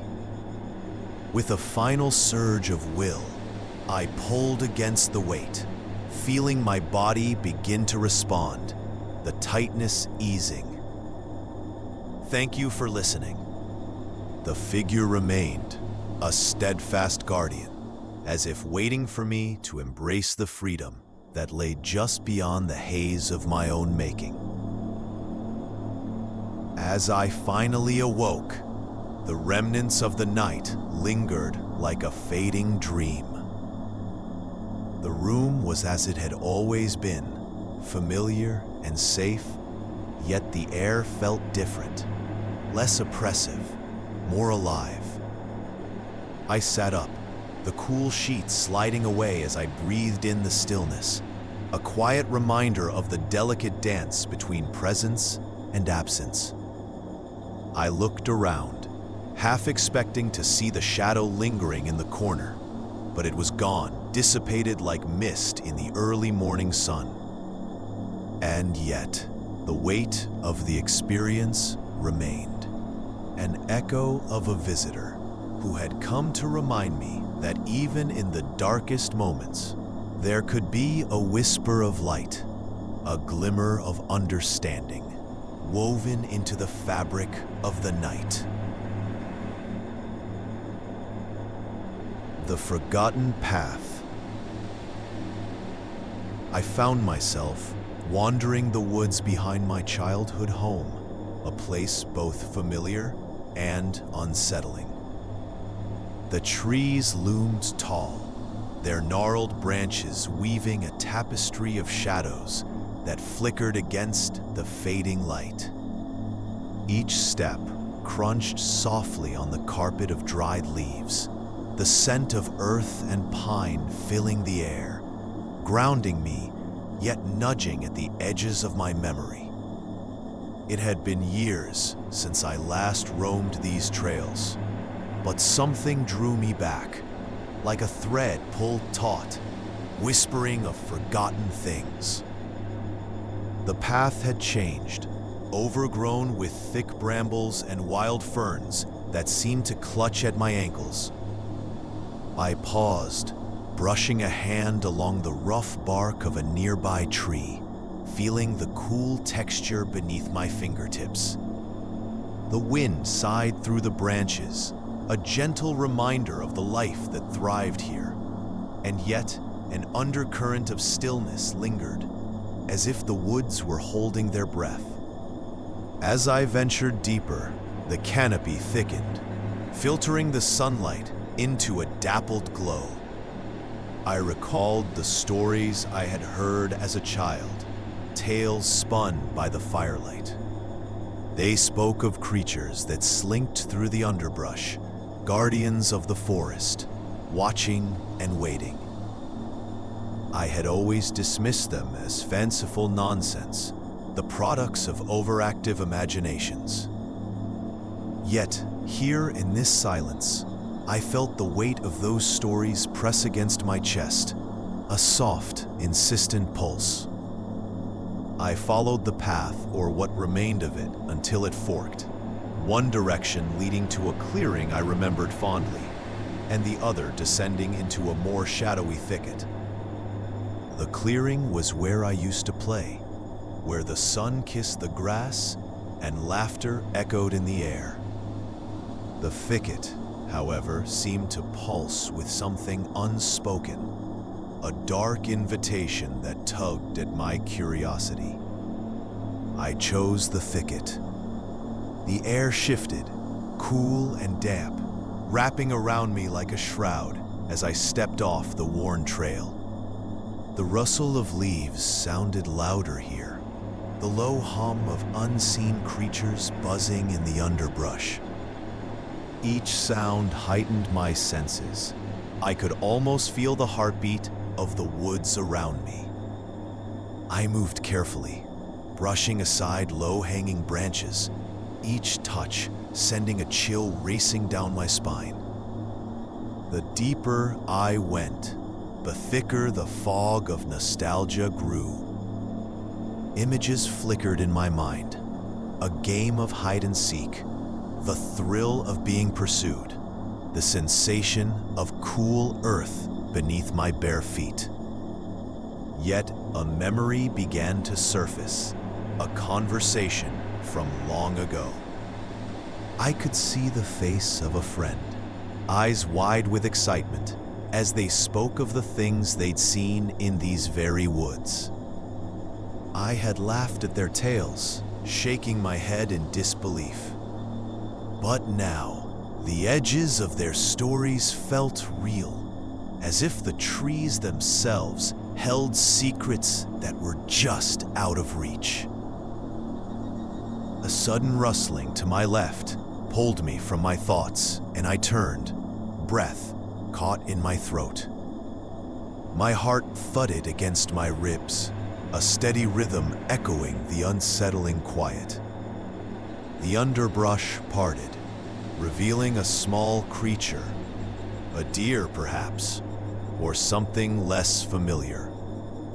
It moved fluidly, gliding rather than walking, its form obscured by the dense foliage. I strained to see, to understand, but it vanished, leaving only the whisper of movement behind. I pressed on, a knot of unease tightening in my stomach. The air was thickening, a palpable heaviness that made each breath feel like a struggle. The trees closed in around me, their branches stretching like skeletal fingers, clawing at the fading light. I could almost hear them whispering, sharing secrets I was not meant to hear. A chill skittered down my spine, a realization creeping in. What if there was more to this place than I had ever understood? The path became a maze, twisting and turning in ways that felt deliberate, as though the woods were guiding me deeper into their embrace. I began to notice signs, subtle markers, a circle of stones, carefully arranged, and the faintest outline of a figure carved into the trunk of an ancient tree. Weathered by time, yet unmistakably alive. It felt as though I was not alone, that eyes were watching from the shadows. But when I turned to look, I found only the stillness of the woods. With every step, the past unfurled like a long-forgotten scroll. I could see my childhood friend again, standing at the edge of a different clearing, wide-eyed, their words cascading like leaves caught in a breeze. They had spoken of a creature, something that roamed these woods, a guardian or a trickster, depending on the tale. I had brushed it off as mere childhood fantasy. Yet now, as I stood in this realm of memories, I felt the weight of their words settle heavily upon my shoulders. The fog thickened, swirling around my ankles like the whispers of the woods, and I shivered involuntarily. An odd sensation began to take hold, a knowing that something was watching me from just beyond the veil of fog. I could feel it, a presence that lingered in the periphery of my vision, teasing me with glimpses of movement. I turned, half expecting to confront whatever had been following me, but the trees stood sentinel, their trunks silent and unyielding. The path narrowed further, leading me to a small brook that bubbled quietly, its water shimmering like liquid glass.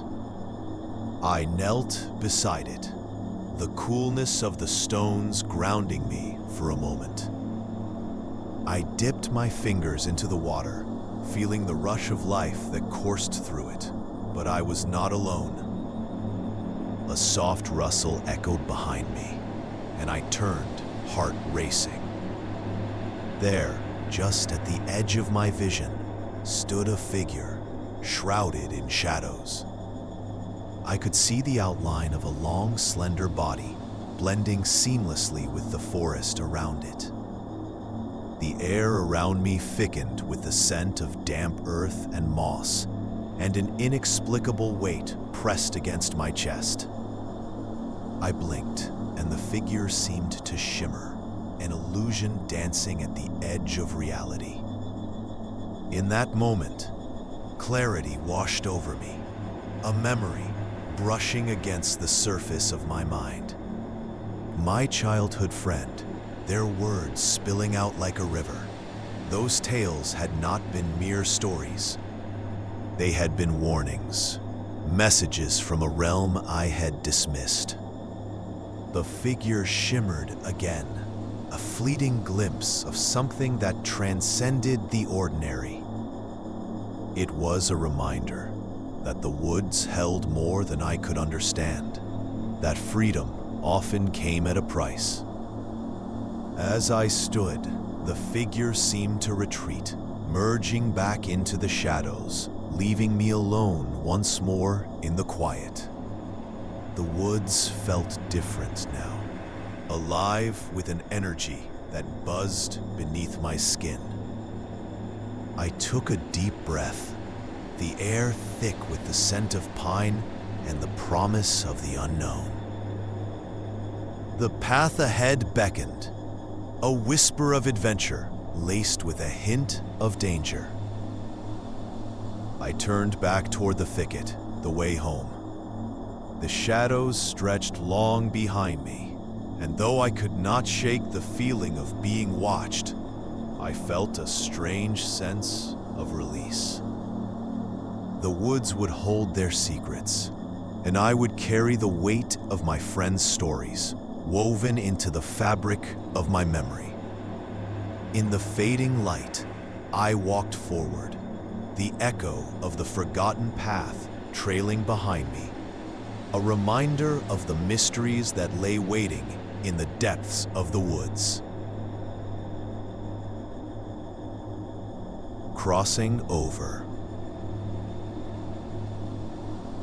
I remember the day the sky turned a dull, oppressive gray, hanging over the world like a heavy, wet blanket. I had taken my usual route, winding through the narrow streets of my childhood neighborhood, my shoes crunching softly against the gravel. The air smelled of damp earth, mingled with the faint scent of rusting metal from the old bridge that arched over the river. A bridge I had crossed countless times, its weathered wooden slats creaking underfoot, whispering secrets of the past. I had always felt a strange pull toward that bridge, as if it were more than just a passage from one side of the river to another. It stood there like a sentinel, worn and mossy, with its dark iron railings draped in a shroud of ivy. Each visit brought a tinge of nostalgia, a reminder of sun-drenched days spent laughing with friends. The rush of wind through my hair as we raced each other across its length. But on that day, there was an unsettling quietness that lingered, a hush that seemed to seep from the stones themselves. As I stepped onto the bridge, a thick fog began to roll in, curling around the structure like a living thing. The river below churned and bubbled, its surface obscured, transforming it into a dark, unfathomable void. I leaned against the railing, the cool metal biting into my palms, and gazed into the murky depths. The water, usually so vibrant, now seemed to swirl with a darkness that felt alive, as though it held secrets it could not share. I remembered a time when I had come to this very spot as a child, my imagination running wild with tales of hidden creatures lurking beneath the surface. I could almost hear the echoes of laughter, the carefree shouts of friends long since scattered to different corners of the world. The bridge had been our kingdom, a place where reality blurred with dreams, where we could escape the weight of the world. But now, that magic felt hollow, replaced by a creeping sense of unease. With each breath, the air thickened, heavy with an unnameable tension. I turned to leave, but paused, an instinct pulling me back. It was then that I noticed the shadows creeping along the edges of the fog, indistinct forms that seemed to shift and flutter just beyond the periphery of my vision. I squinted, trying to discern what lay hidden within the mist, but the figures remained elusive, darting just out of reach. A chill ran down my spine, and I stepped back, feeling the weight of the rail against my body, as if it were a tether, anchoring me in place. The world around me felt distorted, the familiar sounds of the river muted, replaced by an oppressive silence that pressed against my ears. I could taste the dampness in the air, sharp and metallic, as though the fog itself were alive, wrapping itself around me like a lover's embrace. That was when I saw her, standing at the far end of the bridge, her form barely discernible through the thick mist. She was draped in a pale, flowing dress that billowed gently, though there was no breeze. Her hair cascaded like dark water, and as she turned, the fog swirled around her, framing her face in an ethereal glow. I felt an inexplicable pull toward her, an aching familiarity that tugged at the corners of my memory. I approached slowly, the wooden planks beneath my feet creaking softly, echoing the rhythm of my racing heart. As I drew closer, I could see her expression, one of longing, perhaps, or sorrow. It was unsettling how familiar she felt, as if I had known her all my life. Yet I couldn't place her. The closer I got, the more the air around us shimmered with a peculiar energy, a static charge that prickled against my skin. When I stood before her, she smiled gently, and in that moment, a flood of memories rushed back, of laughter, of shared secrets, of the joys and pains of growing up. I remembered standing on this very bridge years ago, staring into the depths of the river, a child lost in wonder. The shadows of my past danced in the corners of my mind, intertwining with the fog that enveloped us. She lifted her hand, and I reached out instinctively, our fingers almost touching. But just as I felt the warmth of her presence, a sudden gust of wind swept across the bridge, breaking the spell. The fog roared like a living thing, swirling violently around us. I stumbled back, the shadows darting closer, whispering with a language I could not comprehend. The bridge trembled beneath my feet, the wood groaning as if in protest. In that moment of chaos, I realized who she was, the girl I had lost, the friend who had slipped away into the depths of that very river. I had come here time and again, searching for solace, seeking the comfort of memories that felt like ghosts. Yet, I had never truly acknowledged the bridge's other side, the unspoken truth that lingered beneath the surface. The air thickened with an overwhelming sense of dread, and I took a step back, a primal instinct urging me to flee. The shadows surged forward, their forms coalescing into indistinct shapes, reaching for me with desperate fingers. I turned, bolting toward the other end of the bridge, the fog swirling behind me like a dark tide. As I ran, the planks of wood splintered beneath my weight, echoing my frantic heartbeat. I could hear the whispers rising, each word unrecognizable, yet resonant with a haunting familiarity. The girl's face lingered in my mind, her smile both inviting and sorrowful, as if she were bidding me farewell.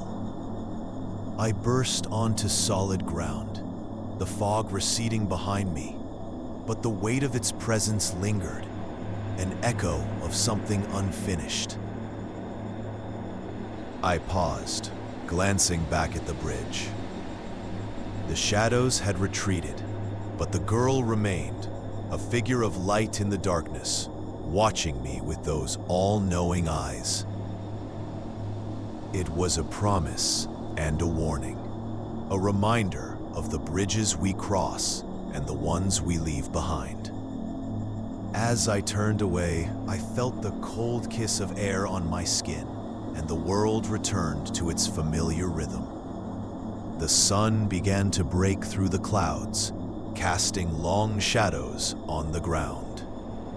Yet, in the back of my mind, I knew the bridge remained, waiting, a silent guardian of memories both cherished and lost, forever drawing me back to the river's edge. Whispers of the night. I remember the stillness of those nights, the air thick with the scent of dust and cedar, wrapping me in a cocoon of warmth as I lay beneath my blankets. The moonlight would spill through the window, casting pale patterns on the floor, and I would watch those silver shapes shift as the night deepened. It was in those hours that my imagination would unfurl, spinning tales of wonder and dread.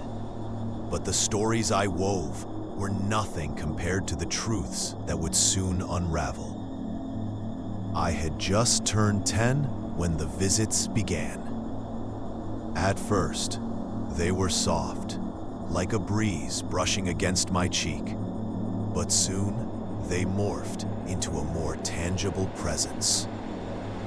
I remember awakening one night, my body heavy with sleep, the familiar weight of the covers making it hard to move.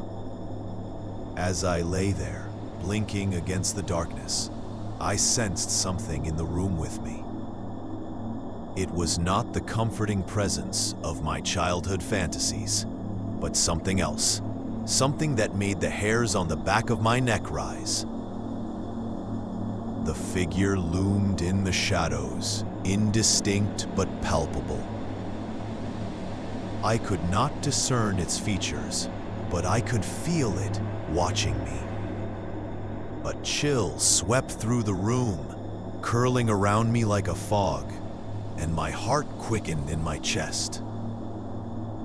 I wanted to scream, to reach for my parents down the hall, but my voice was tangled in the thick air. Instead, I lay there, immobile, my eyes wide open, waiting for the dawn to break. Days turned into weeks, and the visits continued, each one more vivid than the last.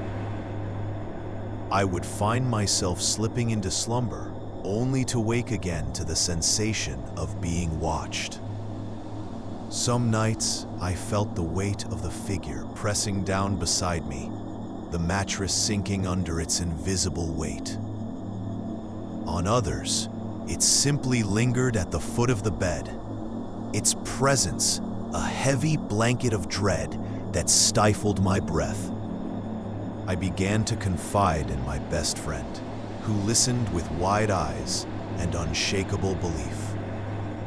She would lean in close, her voice a conspiratorial whisper, and we would share tales of the strange occurrences in our own homes. She told me of shadows that danced in the corners of her vision, and whispers that brushed her ear just as she drifted off to sleep. We wove our fears together, but somehow they felt lighter in her company, as if shared burdens could be lessened by the mere act of speaking. Yet as summer drew to a close, her visits became sporadic. The school year began, and our lives shifted like the leaves outside, caught in the currents of change. I found myself alone in my room more often, the darkness stretching and yawning around me.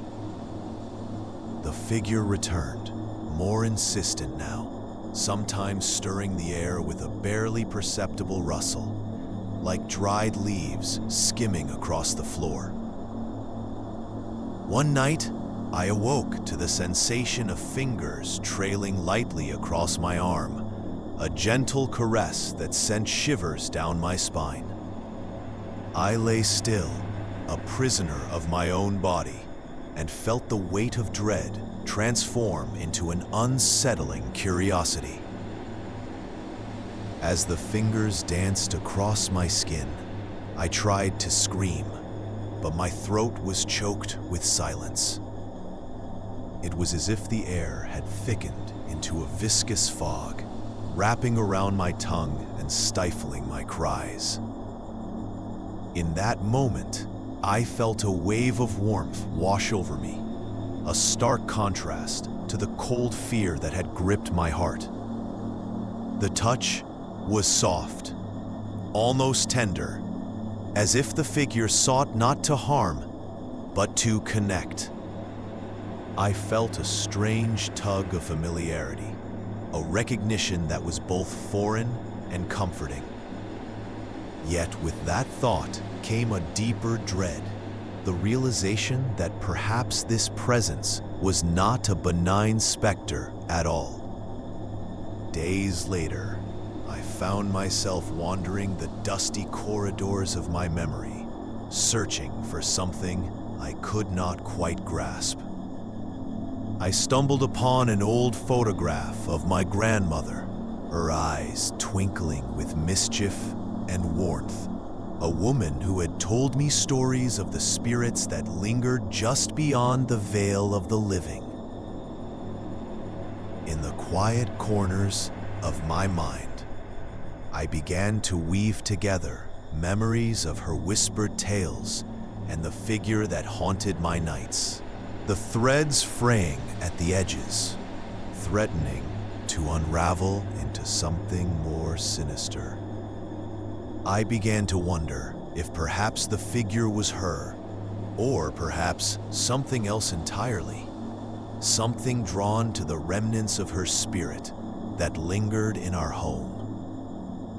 I couldn't shake the sensation that it knew me, that it had been watching me long before I ever felt its presence. The thoughts settled in my chest like a stone, heavy and immovable. The nights stretched on, each one blurring into the next, and the figure became a fixture in my dreams. I would drift into sleep, the darkness wrapping around me like an embrace, only to be met by the same familiar weight at my side. Each encounter grew longer, the moments of paralysis stretching into what felt like hours. I could sense its breath, cool and steady against my ear, and I would feel my heart race, pounding against the confines of my chest. One night, I finally found the courage to reach out, my fingers trembling as I sought contact. The moment I touched the cool air beside me, the presence recoiled, a rush of wind that tousled my hair and sent a chill racing down my spine. I lay there, heart pounding, as the darkness whispered around me, teasing my senses with the promise of answers. In the following days, I spoke less of my encounters, the burden growing heavier with each word. My friend seemed to sense my shift, her eyes searching my face for the light that had dimmed. I wanted to confide in her, to share the weight of my fear, but the words felt too fragile, too close to the truth I was beginning to understand. As autumn deepened, the nights grew longer, and the visits continued, blending into a tapestry of dreams and waking nightmares. There was a stillness in my room, a silence that pressed against my ears, and I began to feel as if I were being pulled into a world I did not belong to. Each time I awoke, I felt the remnants of a conversation hanging in the air, a dialogue just out of reach. The figure's presence felt like an echo, a whisper of something once known, but now lost. The last visit came on a night when the wind howled outside, rattling the window panes like 1,000 restless spirits. I felt the familiar weight settle beside me, but this time there was a warmth that enveloped me, a softness that seemed to cradle my fear. The air shimmered with a strange energy, and I could feel the figure's intention, clear and sharp, yet still obscured. As I lay there, I finally surrendered to the sensation, allowing it to wash over me. I closed my eyes and let the darkness consume me, feeling the boundaries of my reality blur. In that moment, I felt a strange peace, as if the figure was no longer a source of dread, but a guide through the veil of night. When I opened my eyes once more, the room was filled with the soft glow of dawn, the light spilling in through the window like a promise. I sat up, the weight of the night lifting, and looked around my room as if seeing it for the first time. The figure was gone, but the air still felt charged, as if the echoes of our shared moments lingered in the space between breaths. I did not speak of that night to anyone, not even to my friend. Instead, I kept the memory close, a fragile secret, tucked away in the corners of my mind. I learned to embrace the stillness of the night, to welcome the forgotten path. I stood at the foot of the mountain, the late afternoon sun dipping behind jagged peaks, painting the sky in shades of orange and lavender. The air was cool, crisp against my skin, and I could hear the whisper of leaves rustling in the gentle breeze.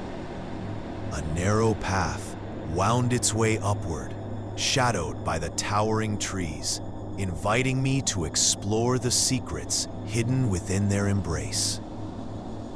It was a trail I had traversed often in my childhood, though I had not returned for many years. The first few steps were familiar, almost comforting. The crunch of gravel beneath my boots, stirring memories that danced just out of reach.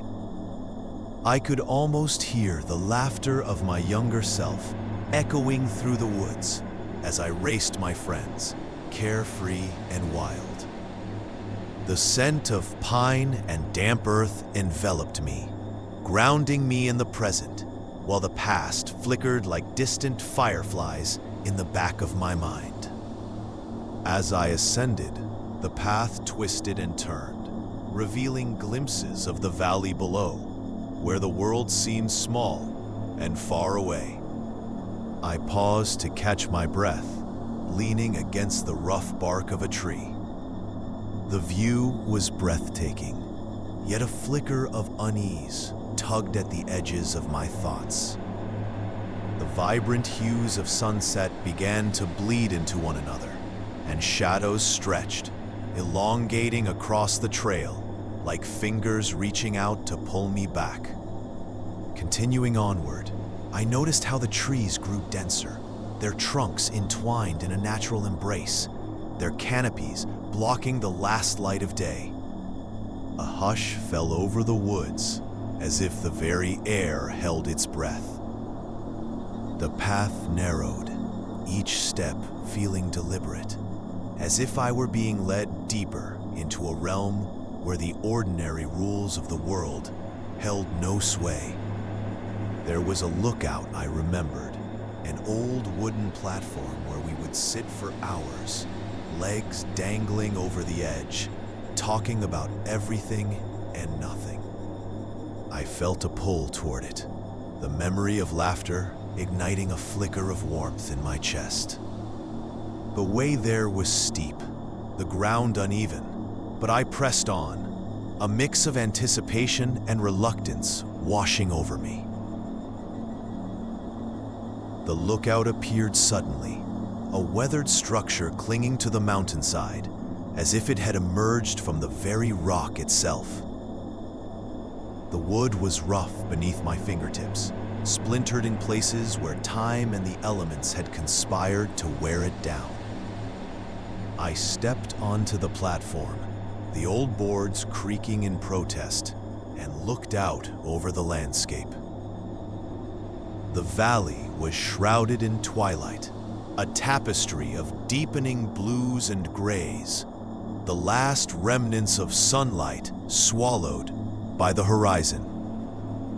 I closed my eyes for a moment, letting the chill of the wind graze my skin, and memories surged like the tide. There we had sat, my friends and I, sharing dreams and secrets. I could almost feel their presence, a ghostly echo of laughter floating in the air. But as I opened my eyes, the stillness was palpable. I was alone, yet the sensation of being watched crept into my bones, an unsettling weight that settled heavily upon my shoulders. With a shiver, I turned to leave, but something caught my eye. A figure standing at the edge of the forest, just beyond the reach of the fading light. My heart quickened, and I squinted into the gloom, trying to discern the shape. It was a woman, hair cascading like a dark waterfall over her shoulders, her silhouette stark against the deepening shadows. She stood still, as if waiting, her form shifting ever so slightly, flickering like a candle flame in the wind. I felt drawn to her, an inexplicable compulsion pulling me closer, yet I hesitated, rooted to the spot. She seemed familiar, and as I racked my mind for a name, for a memory that would anchor me, a sense of dread began to creep in. The woods were suddenly too quiet, the air thick with an unspoken tension. I could hear the faint rustle of leaves, but it felt like a warning, a whisper of caution threading through the stillness. I took a step forward, and she mirrored my movement, gliding just out of reach.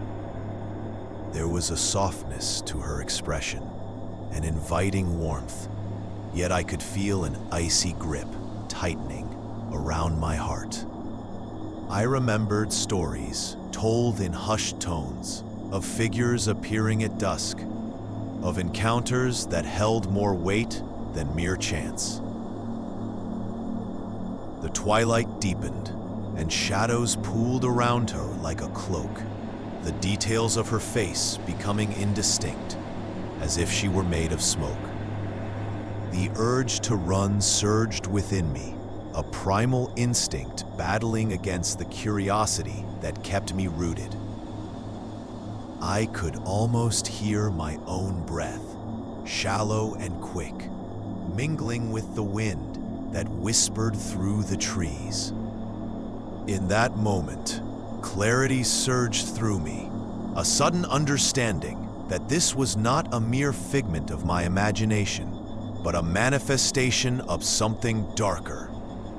I thought of the friends I had lost over the years, faces that had faded but never truly left me.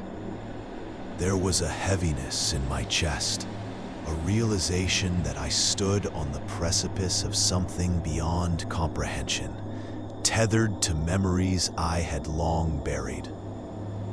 The figure tilted her head, a gesture that felt both inviting and disconcerting. I could see her lips move, but no sound reached my ears. My heart raced, and I stepped back, the floorboards creaking under my weight. The distance between us stretched, and the shadows around her grew thicker, suffocating, as if the very essence of the forest sought to claim her. I turned, the path down feeling steep and treacherous, my pulse pounding in my ears. I stumbled, the rough wood biting into my palms as I steadied myself. Behind me, I felt the weight of her gaze, a palpable force that drew me back, but I pushed forward, driven by a primal instinct to escape. Each step felt heavy, the woods closing in, shadows shifting and swirling around me, urging me to return.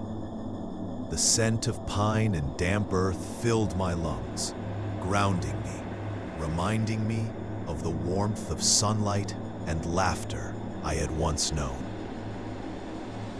The path twisted beneath my feet, and I pressed onward, desperate to leave the lookout behind. Finally, I reached the foot of the mountain, breathless and trembling, my heart still racing as I stepped onto the gravel road below. The air felt different here, lighter, and I turned back to glance at the mountain, where the last rays of sunlight had disappeared behind the peaks. The woods loomed dark and foreboding, and I felt an inexplicable sense of loss, as if I had left something behind. Yet in that moment, I knew the mountain would remember. It would keep my secrets, my fears, and the echoes of those I had loved and lost.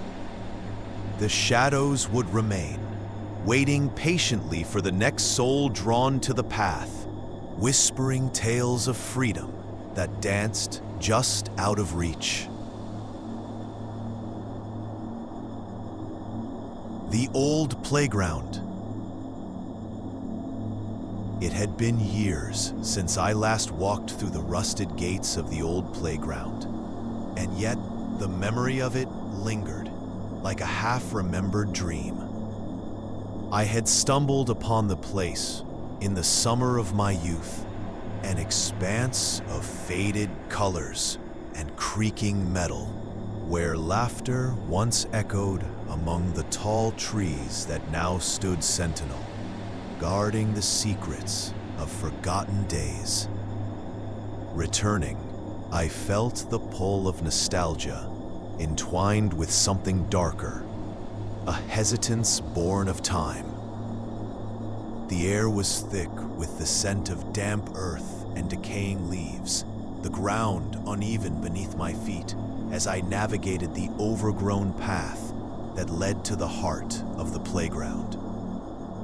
Weeds and wildflowers had claimed the edges of the tarmac, their vibrant hues contrasting starkly with the dull, chipped paint of the swings, which swayed gently in the soft breeze, as if still haunted by the weight of invisible children. The sun hung low in the sky, casting long shadows that crawled like fingers across the ground, deepening the sense of something lurking just beyond perception. I walked slowly, letting the familiar contours of the place wash over me.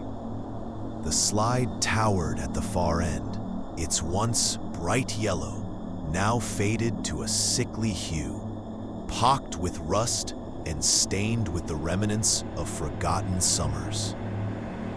I could almost hear the echoes of laughter in the air, a haunting melody that twined with the whispering leaves. The memories of my childhood flooded back. My friends, their faces flushed with joy, the thrill of soaring through the air on the swings, the way the world felt so limitless then. Yet as I stood there, a chill crept along my spine, an unsettling sensation that something had shifted in the fabric of this space. I glanced around, half expecting to see a shadow flick by, or to catch a glimpse of a figure lingering just out of sight. But there was only the stillness, punctuated by the distant rustle of the trees, which seemed to lean closer, as if listening. I turned toward the small sandbox that lay half buried under a blanket of grass. The wooden edges were splintered, the sand itself a ghostly white, flecked with the remnants of leaves and twigs. It was here that I had spent countless afternoons, my hands sifting through the grains, crafting castles and dreaming of adventures. I knelt, brushing aside the debris, and felt the cool sand slip through my fingers like time itself. Each grain, a memory lost. That was when I noticed it, a small object half buried beneath the surface. I dug it out carefully, revealing a small, weathered toy, an action figure long forgotten. Its paint had chipped away, revealing the bare plastic beneath, the features barely discernible. I held it up, feeling a strange tug of connection, as if this object had been waiting just for me to return. A childhood companion, perhaps, whose story had been entwined with mine. As I examined it, I felt a flicker of warmth, a fleeting sense of freedom in the midst of this decay. For a moment, the playground pulsed with life again. Children's laughter, the creak of swings, the thrill of racing hearts. But the moment faded as quickly as it came, replaced by an oppressive silence that pressed in around me. I could almost feel the weight of 1,000 eyes watching, hidden within the trees and shadows, their gaze heavy with longing. I stood, feeling the weight of the figure in my palm, a tangible link to a past that felt both close and impossibly distant. As I turned to leave, something in my periphery caught my attention, a flicker of movement by the edge of the tree line. I paused, straining to see, my heart quickening. The trees swayed, their branches whispering secrets, and I could almost discern a shape, pale against the dark bark, a fleeting glimpse that disappeared as soon as I focused. My instincts urged me to flee, to retreat to the safety of the familiar world outside those gates. But something deeper, a gnawing curiosity, rooted me to the spot. The old playground had always been a place of wonder, yet now it felt imbued with a sense of melancholy, a longing that reached out to me from the shadows. I took a step closer to the trees, drawn by an unexplainable pull, as if the very ground beneath me was urging me forward. I stepped off the tarmac and onto the soft earth, the ground yielding slightly beneath my weight. The air grew heavier, thick with the scent of moss and damp bark. I could hear the distant hum of insects, a low thrum that seemed to vibrate in my bones. As I ventured deeper into the foliage, the light dimmed, filtered through the dense canopy above. Shadows stretched and danced, twisting into shapes that teased the edges of my vision. A hush fell around me, the chirping of birds falling silent, as if the very world held its breath. I moved cautiously, brushing aside low-hanging branches and dodging the gnarled roots that clawed at my ankles. The feeling of being watched intensified, a prickling awareness that sent shivers racing down my spine. I glanced back, half expecting to see someone trailing behind, but the playground lay silent and still, a ghost of my childhood. Deeper into the woods, I stumbled upon a clearing, a small circle where the light broke through the trees. In its center lay a weathered stone, smooth and cold, etched with faded symbols that twisted and turned like the branches above. Kneeling, I traced the lines with my fingertips, feeling the cool surface against my skin, the strange energy thrumming beneath. I could almost hear the whispers again, the laughter from the past merging with the rustling leaves, weaving a tapestry of forgotten moments. I closed my eyes, letting the sensations wash over me, a tide of warmth and familiarity. But then, as if summoned by my thoughts, the chill returned, creeping back into the air, wrapping around me like a shroud. Opening my eyes, I felt a presence, palpable and heavy, just beyond the edge of the clearing. I turned, but the space behind me remained empty, the shadows stretching out like fingers, beckoning me closer. The air thickened, and I felt the weight of their gaze, the longing of those who had once played here, who had known freedom in these very moments. Time seemed to fold in on itself, the past and present intertwining in a delicate dance. I saw the fleeting shapes of children, their laughter echoing faintly, faces bright with joy. But then the laughter shifted, a haunting melody that twisted into something darker, something tinged with sorrow. I felt the ground shift beneath me, and I stumbled back, the sensation of being pulled into the depths of the earth overwhelming. I turned to flee, to escape the weight of those longing eyes, but the path had vanished, the trees closing in around me. Panic surged, and I ran, branches clawing at my skin, roots reaching for my feet. I could hear the whispers, growing louder, a cacophony of voices that swirled around me, calling my name in a haunting chorus. I burst back into the playground, the familiar tarmac beneath my feet feeling like a lifeline. I looked around, breathless, the air suddenly still. The swings hung silent. The slide loomed ominous. Yet I felt the weight of the past pressing against me. The echoes of laughter, now replaced by a heavy silence.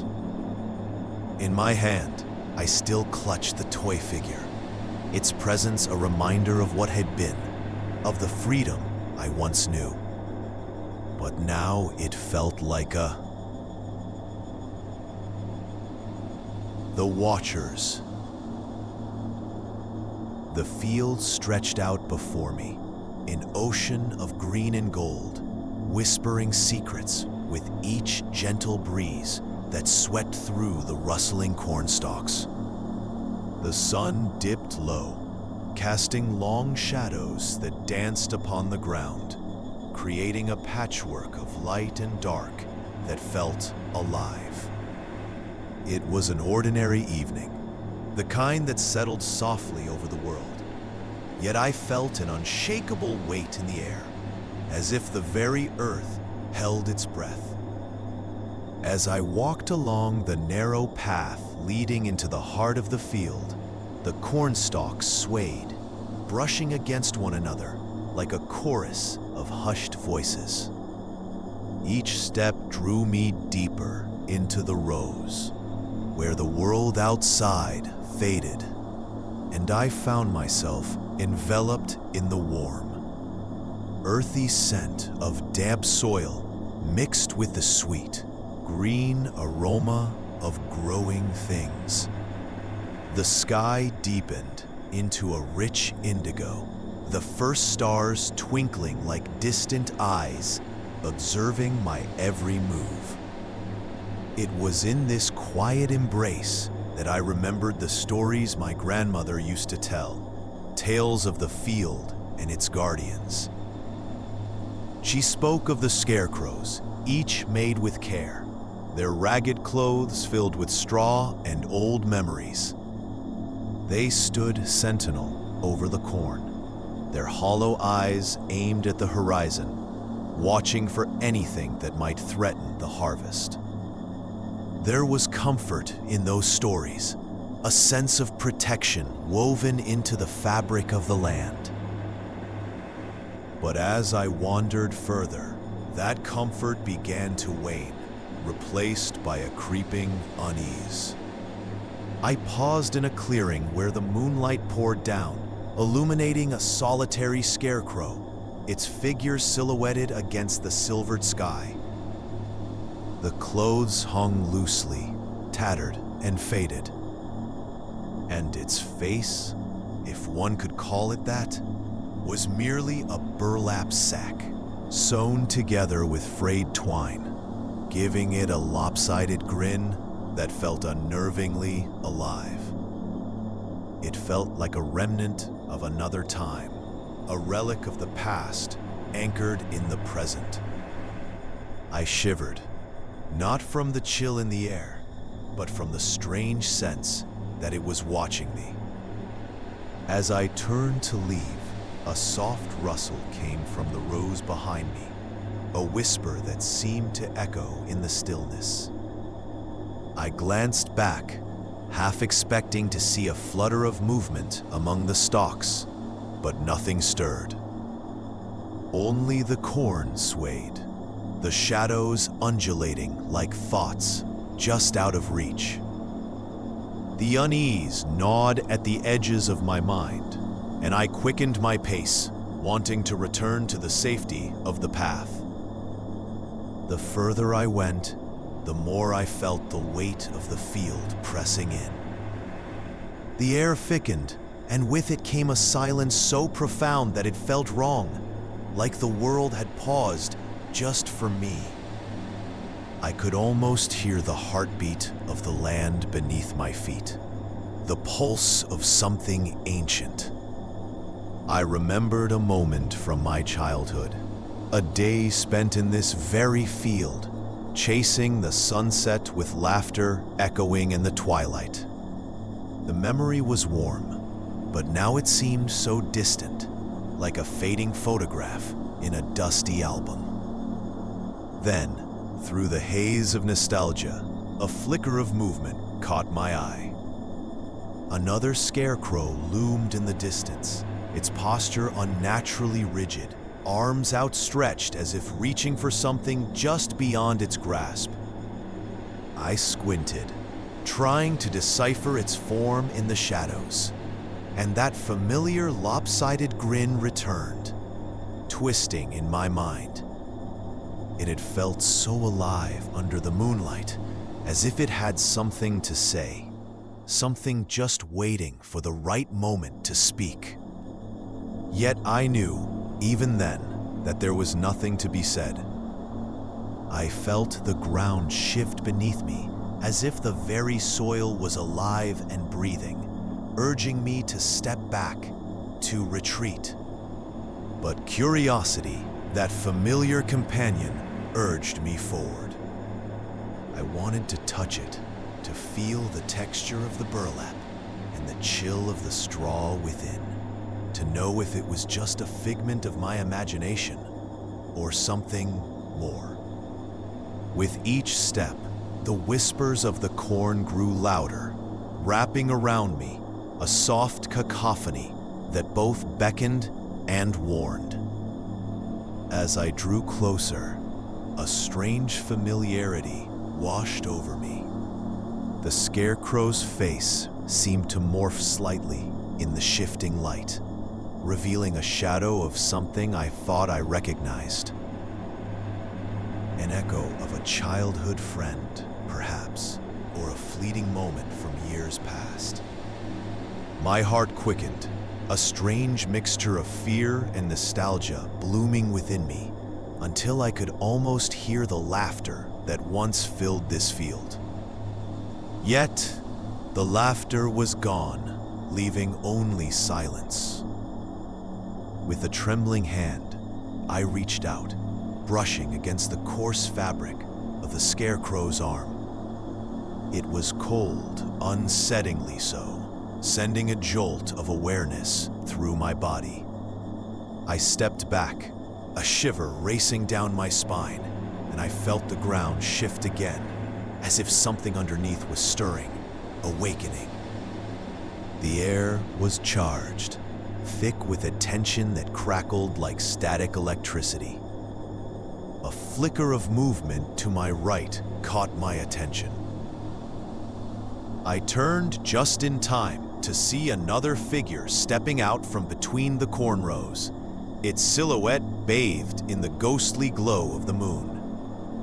It was another scarecrow, and then another, until they surrounded me, their forms emerging from the shadows like a twisted congregation. I was entranced, rooted in place as their hollow eyes bore into me, their grins wide and knowing. A wave of memory washed over me, the laughter of childhood echoing like a distant melody. I remembered the stories, the warnings woven into the fabric of the past. The tales of those who wandered too far into the fields, who lost their way and found themselves among the Watchers. I felt the pull of the earth beneath my feet, a strange invitation to join them, to step into their world where time folded in on itself, where laughter could turn to silence in the blink of an eye. The scarecrows stood there, unyielding, their presence both frightening and oddly comforting. They held the weight of countless seasons, guardians of secrets buried deep within the soil. I could sense their vigilance, their purpose, and I realized, with a rush of chilling clarity, that they were more than mere figures of straw and burlap. They were memories stitched into the fabric of this land, echoes of those who had come before, who had wandered, lost in the maze of the corn. A sudden breeze swept through the field, rustling the stalks, and with it came the faintest whisper of a name, a reminder of the laughter that once filled the air. It felt like a summoning, a call to remember the joy and the sorrow intertwined within these rows. My heart raced as I took a step back, glancing around at the circle of watchers, their gazes unwavering. I felt the pull of the field, a longing to surrender to its embrace, to become part of the tapestry that had been woven over generations. But something within me resisted. I turned away, breaking the spell, and fled down the path, each step echoing in the hushed night. The whispers of the corn followed me, fading as I reached the edge of the field, the silhouettes of the scarecrows lingering in my mind like shadows of a dream half remembered. I glanced back one last time, catching a glimpse of the watchers standing still, their grins unwavering, and I felt a shiver of understanding. They would remain there, rooted in the earth, guardians of the past, waiting for the next wanderer to lose themselves in the embrace of the corn. I stepped onto the familiar road, the night closing behind me, and as the stars twinkled above, I carried with me the weight of the field. Whispers of the forgotten. The chill of early morning wrapped around me like a thin, tattered shawl as I stepped onto the dew-soaked grass of my grandmother's backyard. The faint sound of crickets still lingered, their song gradually fading into the cool light of dawn. I paused, watching the way the sun dripped golden light over the trees, casting long shadows that seemed to stretch and curl, as if hesitant to fully embrace the day. The house stood stoic behind me, its weathered wooden boards a testament to years of forgotten stories. I could see the faint outlines of the rooms, their windows dusty and closed, as if holding secrets within. My grandmother often spoke of the past in soft, reverent tones, her voice wrapping around me like a lullaby. I could picture her now, seated in the worn armchair by the window, the sunlight catching her silver hair just so, illuminating the faded photographs scattered across the table like a map of memories. As I wandered further into the yard, I noticed the old swing set creaking gently in the breeze, the chains rusted but steadfast. I approached it slowly, my fingers grazing the splintered wood, recalling lazy afternoons spent here, swinging high enough to feel the air rush past my face. In those days, the laughter of children echoed through the neighborhood, mingling with the sound of distant conversations. Now, there was only the hushed whisper of the wind, a quiet reminder of what once was. Beneath the swing, I spotted an old, crumpled piece of paper, half buried in the grass. I knelt down, the cool earth pressing against my palm, and retrieved it carefully. The paper was yellowed and brittle, its edges torn and frayed. I unfolded it, revealing the drawing made in thick, dark strokes. It was a simple sketch of a house, a tree beside it, and a small figure standing at the door. The figure had no face, just an empty oval where features should have been. A chill danced along my spine as I traced the outline with my fingertip, the texture rough and uneven beneath my touch. The sun continued its ascent, but the shadows lingered, clinging to the edges of the yard like secrets not yet ready to be revealed. I stood, the drawing clutched in my hand, and turned toward the trees at the edge of the property. They stood tall and imposing, their bark gnarled and twisted, as if they too were guardians of forgotten tales. I recalled the stories my grandmother told of the woods, of paths that led nowhere and whispers that echoed through the leaves. It was said that those who wandered too deep often found themselves lost in a silence that pressed against the ears like a heavy fog. Despite the foreboding feeling that settled in my chest, curiosity pulled me toward the tree line. Each step felt deliberate, the crunch of twigs beneath my feet breaking the quiet of the morning. The trees seemed to lean closer, their branches reaching out like skeletal fingers. I paused at the entrance of the thicket, the dappled light flickering through the leaves, creating a patchwork of shadows on the ground. As I ventured deeper, the air grew cooler, the scent of damp earth enveloping me. I noticed the absence of birdsong, a stillness that felt almost reverent. The path wound ahead, twisting and turning, leading me further from the house, from the warmth of the sun.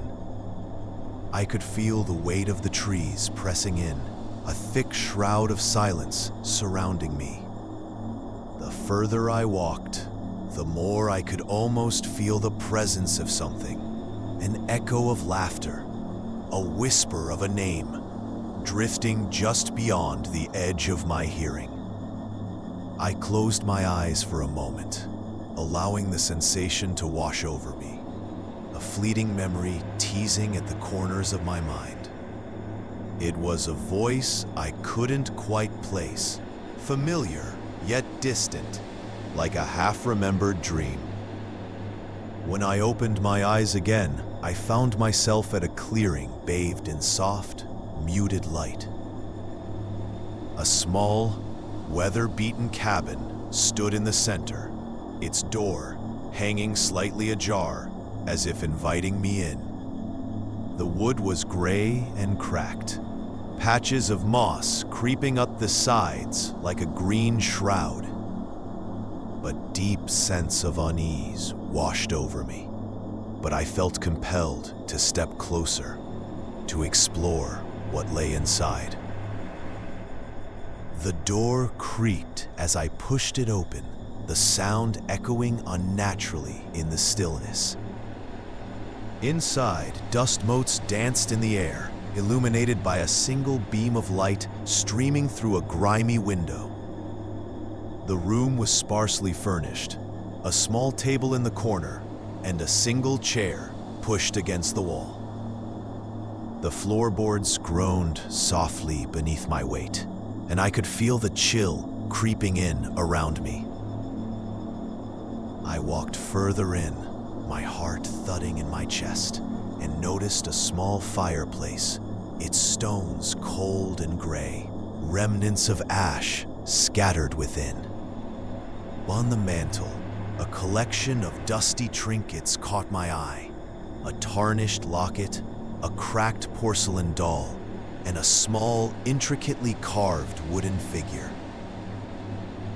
It was a girl, her face blank and featureless, the same as the figure in the drawing I had found.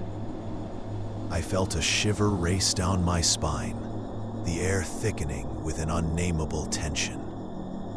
The room seemed to pulse with an energy I could not comprehend, a quiet hum that resonated deep within me.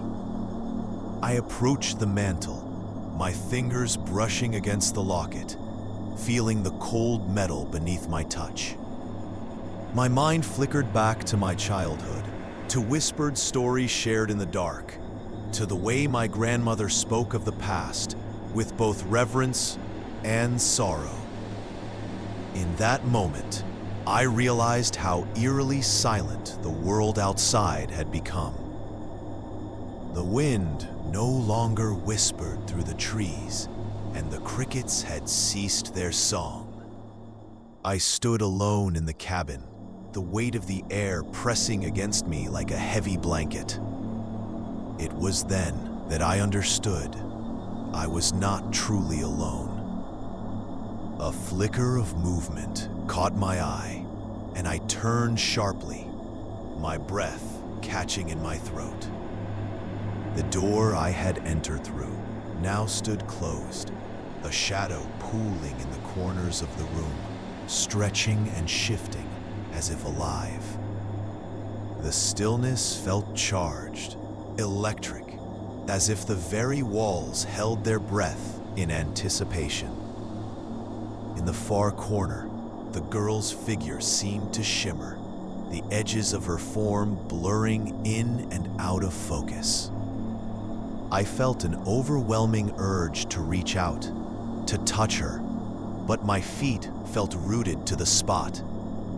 Memories flooded my mind, my grandmother's stories of children who had gone missing, of towns that had been swallowed by silence, their echoes lost to time. The girl's presence was a gentle pull, a familiar whisper that felt both inviting and unsettling. In that moment, I realized she was not merely a figment of my imagination. She was a memory, a part of the forgotten towns my grandmother spoke of, places where laughter had once echoed and now lay in silence, waiting for someone to remember. With a sudden rush, the weight of years settled over me, the grief of 1,000 unspoken goodbyes. I stepped forward, my heart racing, reaching for the girl with outstretched fingers, desperate to bridge the gap between our worlds. But just as my skin brushed against the air where she stood, the room seemed to dissolve, and I was left standing alone in the clearing. The sun hung low in the sky, the shadows stretching longer than before. The cabin had vanished, and the trees loomed around me, silent sentinels of a forgotten past. I turned, retracing my steps, but the path had shifted. A last box. I found the house just as I had left it years ago, yet it felt transformed by the weight of absence. The air inside was thick with the musty scent of old wood and forgotten memories, a faint echo of childhood laughter, lingering like the final notes of a lullaby. Dust motes swirled lazily in the beams of sunlight streaming through the grimy windows, illuminating the familiar furniture shrouded in white sheets, their forms ghostly in the pale light. I stepped cautiously across the threshold, feeling the creak of the floorboards beneath my feet, each sound a whisper of the past. The walls were adorned with faded wallpaper, a pattern of flowers that had once seemed vibrant, now dulled by time and neglect. I could almost hear the echoes of my mother's voice as she called us to dinner, the warmth of those evenings filling me with a strange comfort, as if the house itself remembered us, too. The attic was where I found myself drawn, as if by an unseen force. I had always loved that place, a sanctuary filled with secrets and treasures. The narrow staircase, steep and winding, beckoned me like a winding path to another world. My heart quickened with the anticipation of discovery. As I ascended, I noticed the air growing cooler, the light dimmer, the shadows lengthening around me. I reached the attic door, the heavy wood cool against my palm. With a gentle push, it creaked open, revealing a space where time seemed to pause. Sunlight filtered through a small, grimy window, casting an ethereal glow upon the cluttered remnants of my childhood. Boxes piled high, their surfaces dusty and covered in cobwebs, whispered of forgotten dreams and lost toys. The faint smell of old paper mingled with the scent of mothballs, bringing back a flood of memories I thought I had long buried. I stepped inside, the floorboards groaning beneath my weight. As I navigated the maze of boxes, I felt an odd sensation, as if I were being watched. The stillness of the attic was profound, yet it felt alive with a presence just beyond my perception. I brushed my fingers over the edges of a box, its cardboard worn and fragile, and a shiver danced up my spine. I could almost hear the soft rustle of fabric within, a gentle reminder of my own childhood. A particular box caught my eye, smaller than the rest, nestled in the corner beneath an old rocking chair that had long since lost its luster. It was unremarkable, just a simple cardboard container, but it bore my name, scrawled in my mother's careful handwriting. My breath caught in my throat. I knelt down, the floor cold against my knees, and reached for it, feeling the texture of the cardboard, slightly crumpled, the edges softened by time. Inside, I found a collection of small trinkets, a wooden soldier, its paint chipped and faded, a delicate porcelain doll with one eye slightly askew, and a stack of yellowed drawings, my childish scrawls depicting the world as I had seen it. Each item evoked a memory, but one in particular seized my attention. Nestled beneath the doll was a small, intricately carved box, dark wood polished to a sheen, its surface etched with swirling designs that seemed to shift under the dim light. I lifted it out, feeling the weight of it in my palms. The box was locked, but a sense of urgency surged through me, compelling me to pry it open. My fingers traced the intricate patterns, searching for some hidden mechanism. It felt as if the box were alive, breathing in tandem with my own anxious heartbeat. I could almost hear a soft voice humming just beneath the surface, urging me to uncover its secrets. Suddenly, a chill swept through the attic and the shadows deepened. I paused, a sense of unease washing over me, but my curiosity prevailed. I gently set the box down and turned my attention back to the contents of the larger box. There were letters, too, the ink faded, but still legible. I could see my mother's elegant script detailing moments of joy and sorrow, the mundane trials of life. The letters wove a tapestry of emotions, grounding me in the reality of our shared experiences. As I delved deeper, I found a photograph, crumpled and worn. It was a picture of my family taken on a summer day, our faces bright with laughter, the sun kissing our skin. I studied it closely, recalling the warmth of that day. And then, in the background, I noticed something, a figure standing slightly apart from us, shrouded in shadow, a face obscured. I felt a prick of recognition, a sense that I had seen that figure before in fleeting moments of memory. The attic felt more suffocating now, the air thickening around me.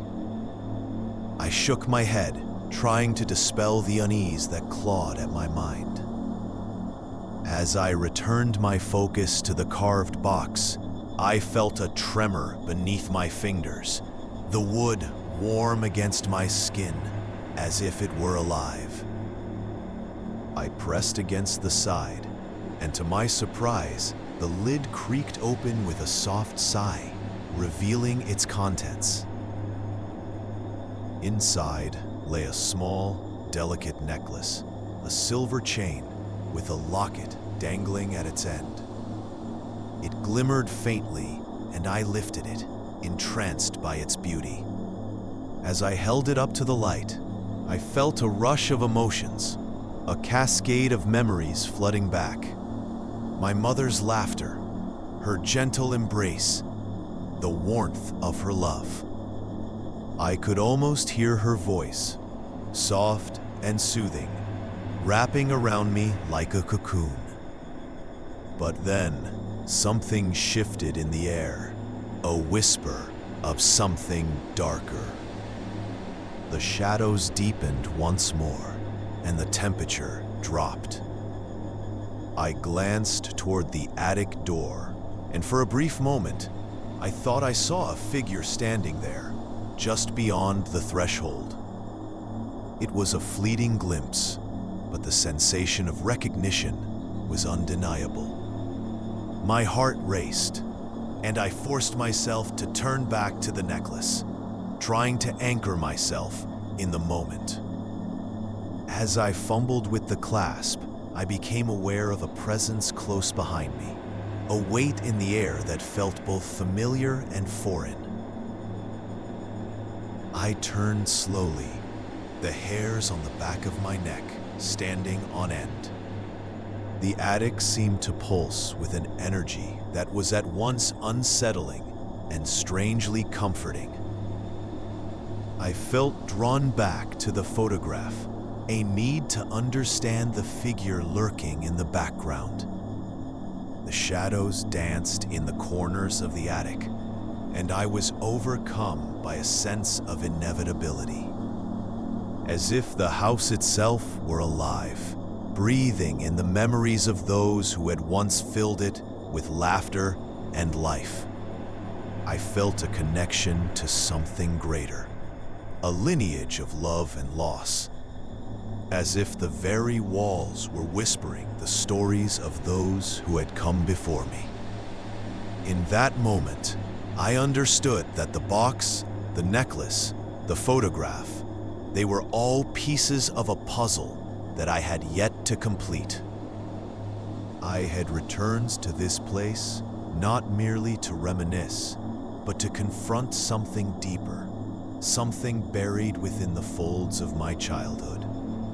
The attic was not just a repository of memories. It was a bridge between the past and the present, a space where the boundaries of life and death blurred. I carefully placed the necklace around my neck, feeling its cool weight settle against my chest. A sense of peace washed over me, mingling with the unease that still lingered in the air.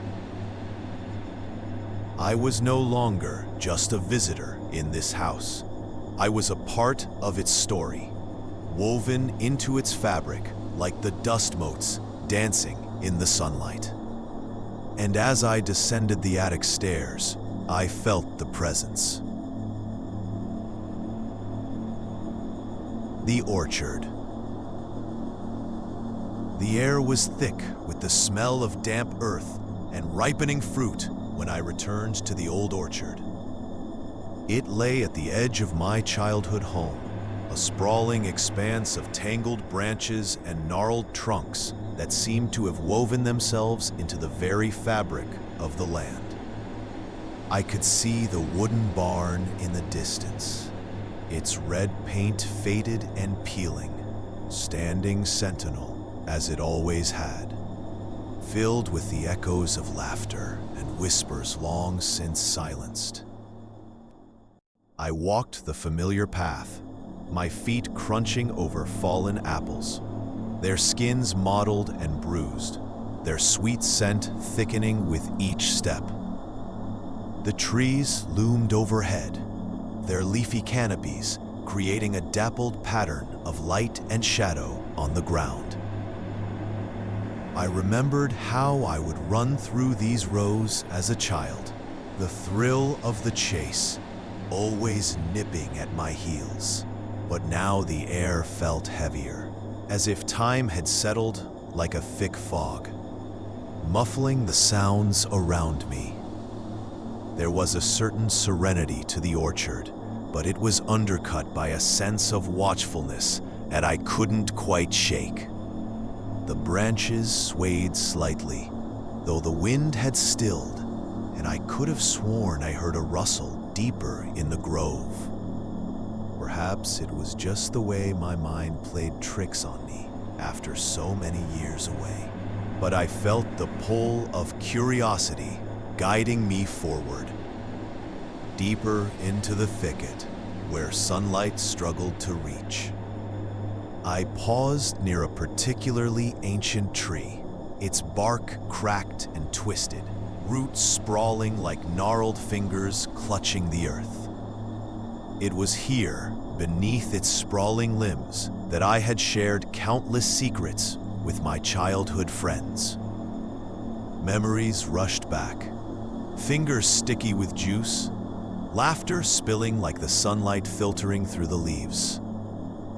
But as I stood there, the laughter faded, replaced by an unsettling silence that pressed against my ears.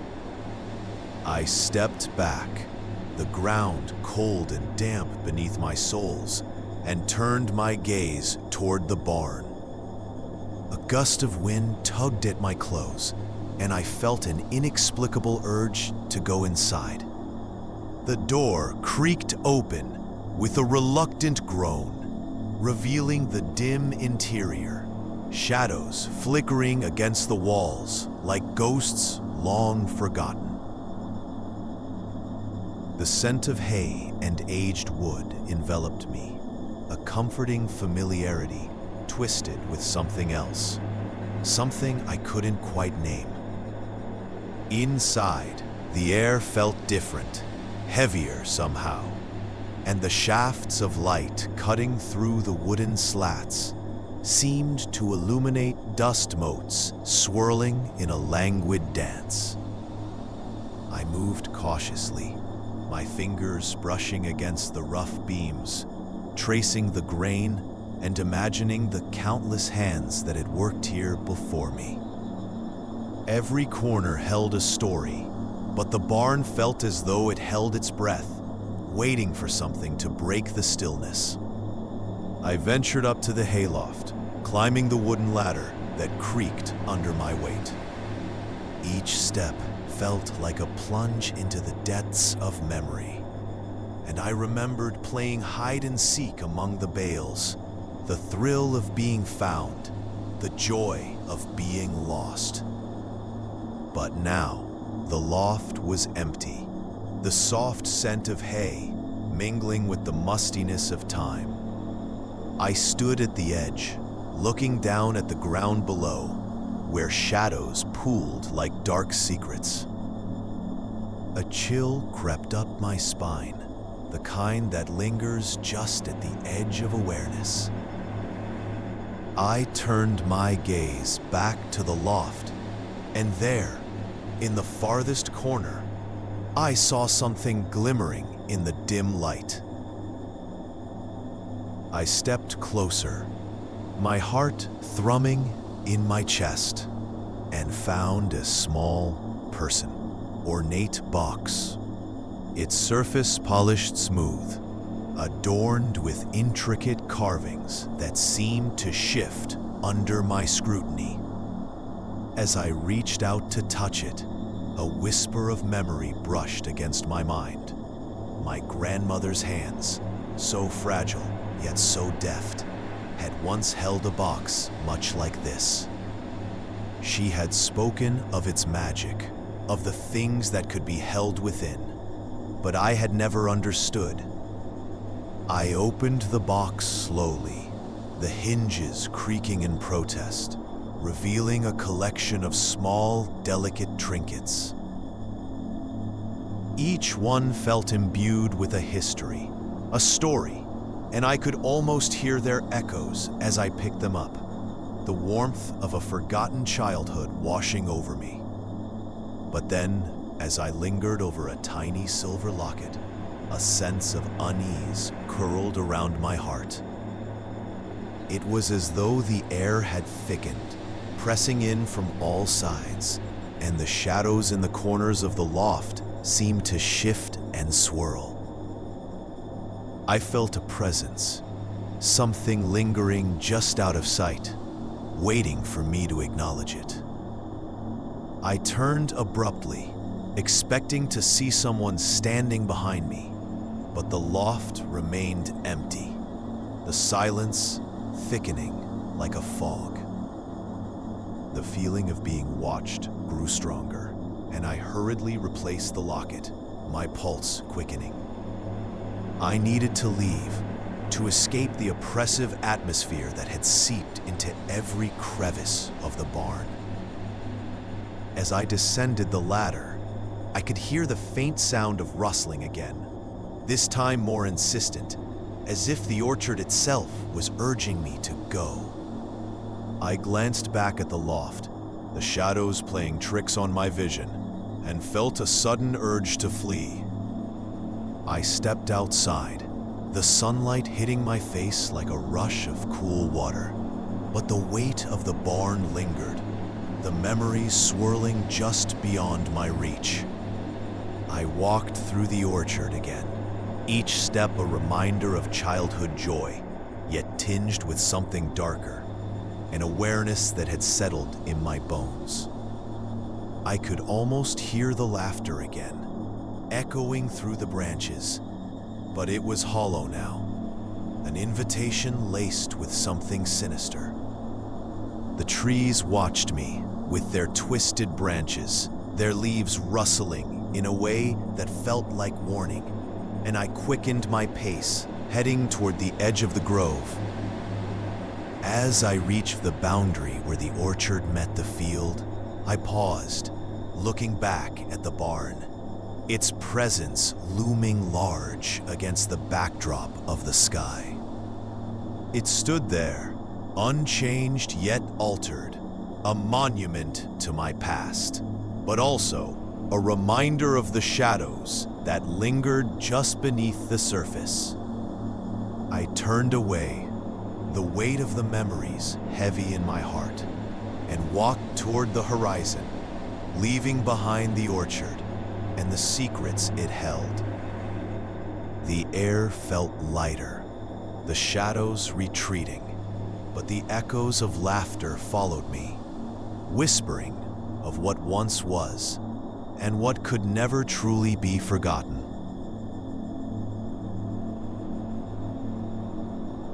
The open road. I had been driving for hours, the soft hum of the tires against the pavement a lullaby in the growing twilight. The landscape shifted subtly, each stretch of road revealing more of the same, flat fields dotted with wildflowers, the occasional cluster of trees casting long shadows as the sun dipped behind the horizon. Somewhere between here and there, I had lost track of time. It was then that I spotted it, a weathered motel, its neon sign flickering erratically like a hesitant heartbeat. The sign proclaimed vacancy, though the paint was chipped and the glass of the neon tubes glowed an untrustworthy orange.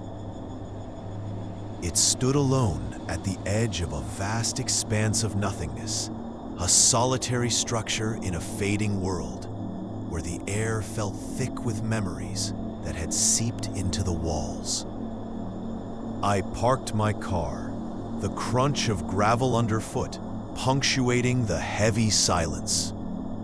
As I approached the entrance, I noticed the peeling wallpaper, its faded floral pattern, reminiscent of a time long past. The door creaked open, revealing a dimly lit lobby with a wooden reception desk. Dust motes danced in the beams of light that filtered through the grimy windows, and I felt the weight of the stillness pressing against my skin. The receptionist was a woman whose features seemed familiar, though I couldn't quite place her.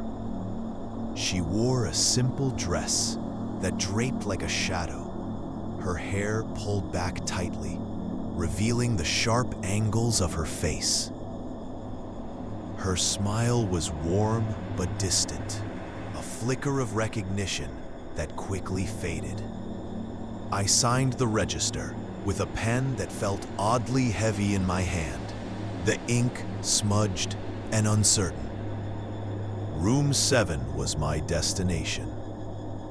The numbers on the door were rusted, barely legible, and as I stepped inside, the air felt colder. The room was small, with a single window draped in heavy, dark curtains that had not seen a wash in years. The bed was made with a quilt of faded colors, its fabric soft but threadbare. I could hear the faint hum of the air conditioner struggling against the heat outside, a low thrum that felt almost like breathing.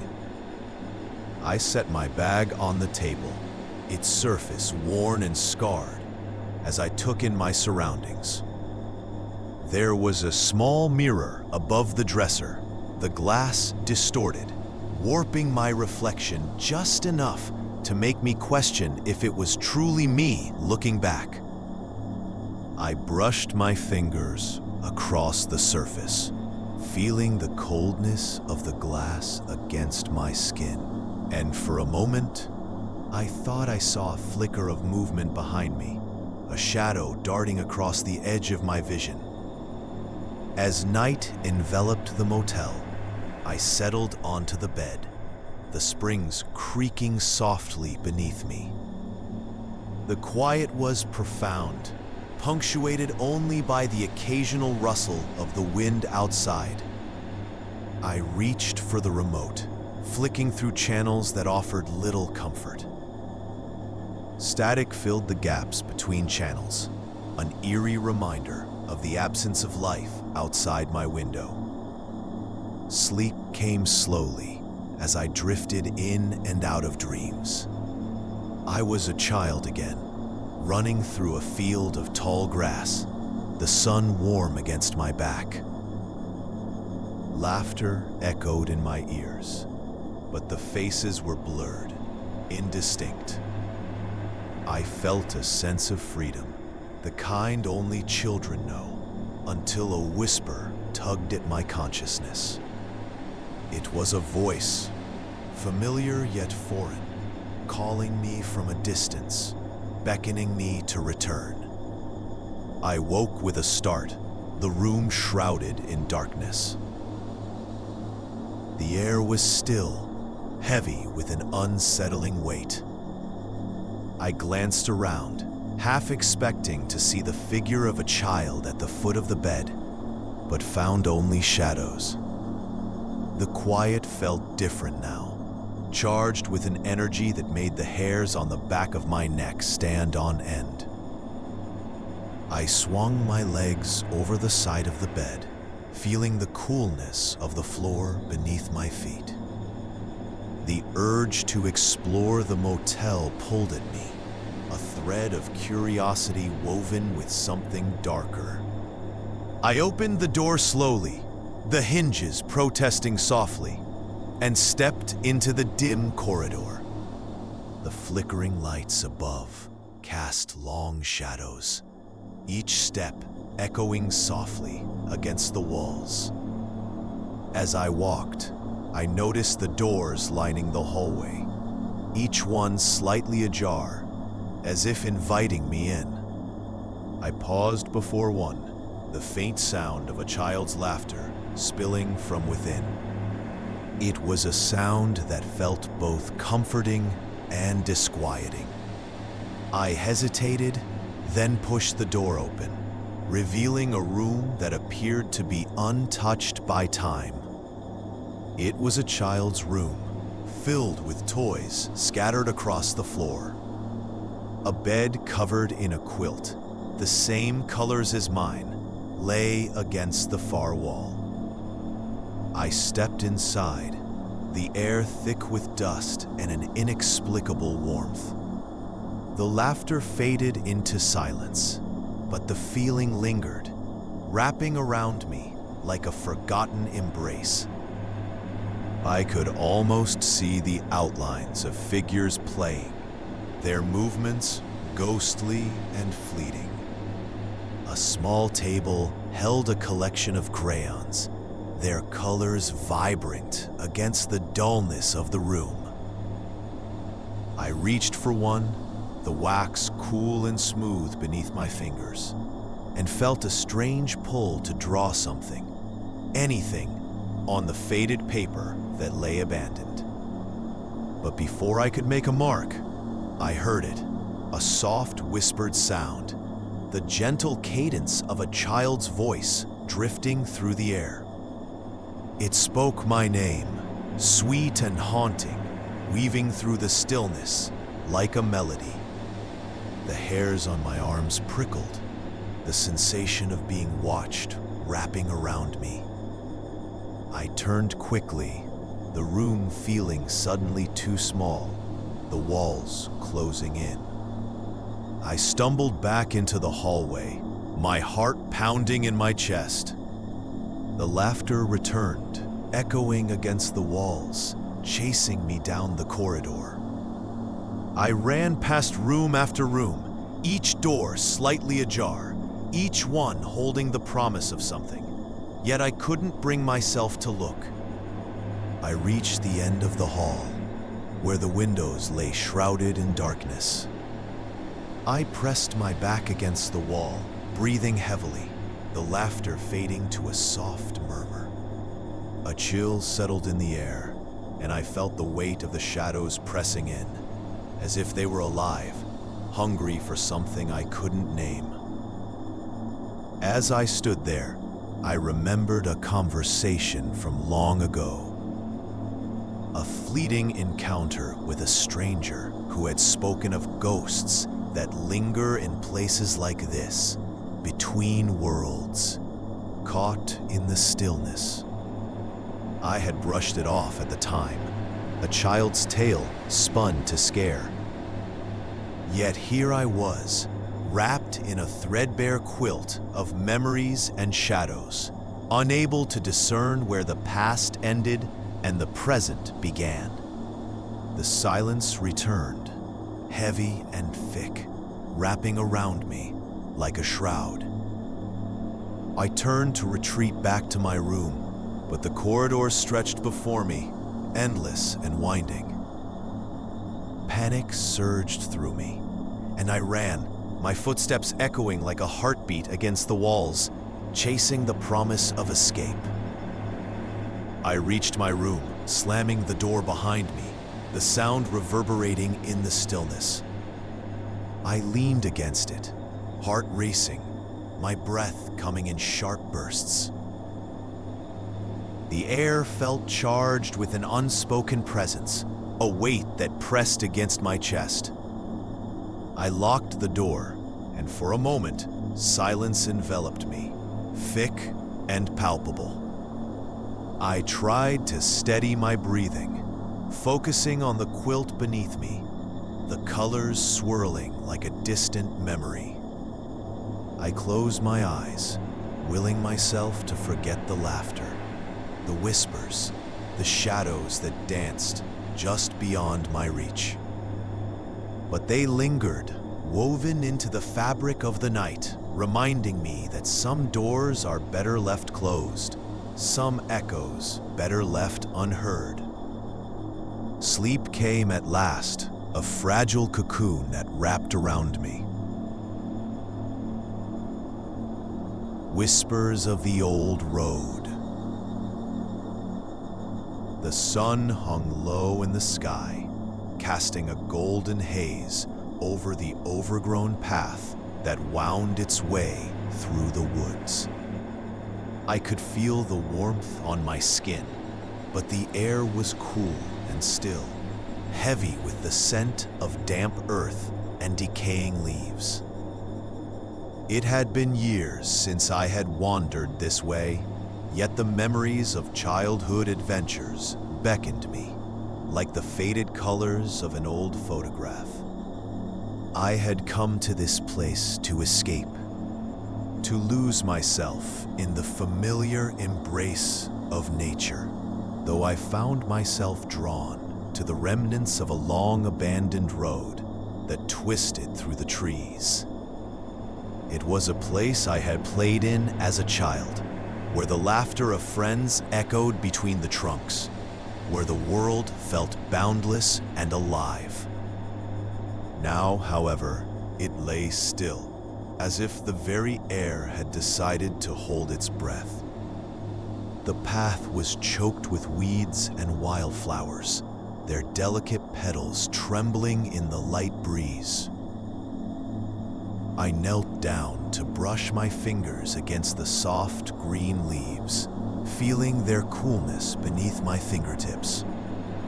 There was a certain comfort in the texture of the earth beneath me, a sense of belonging that had long since faded from my life.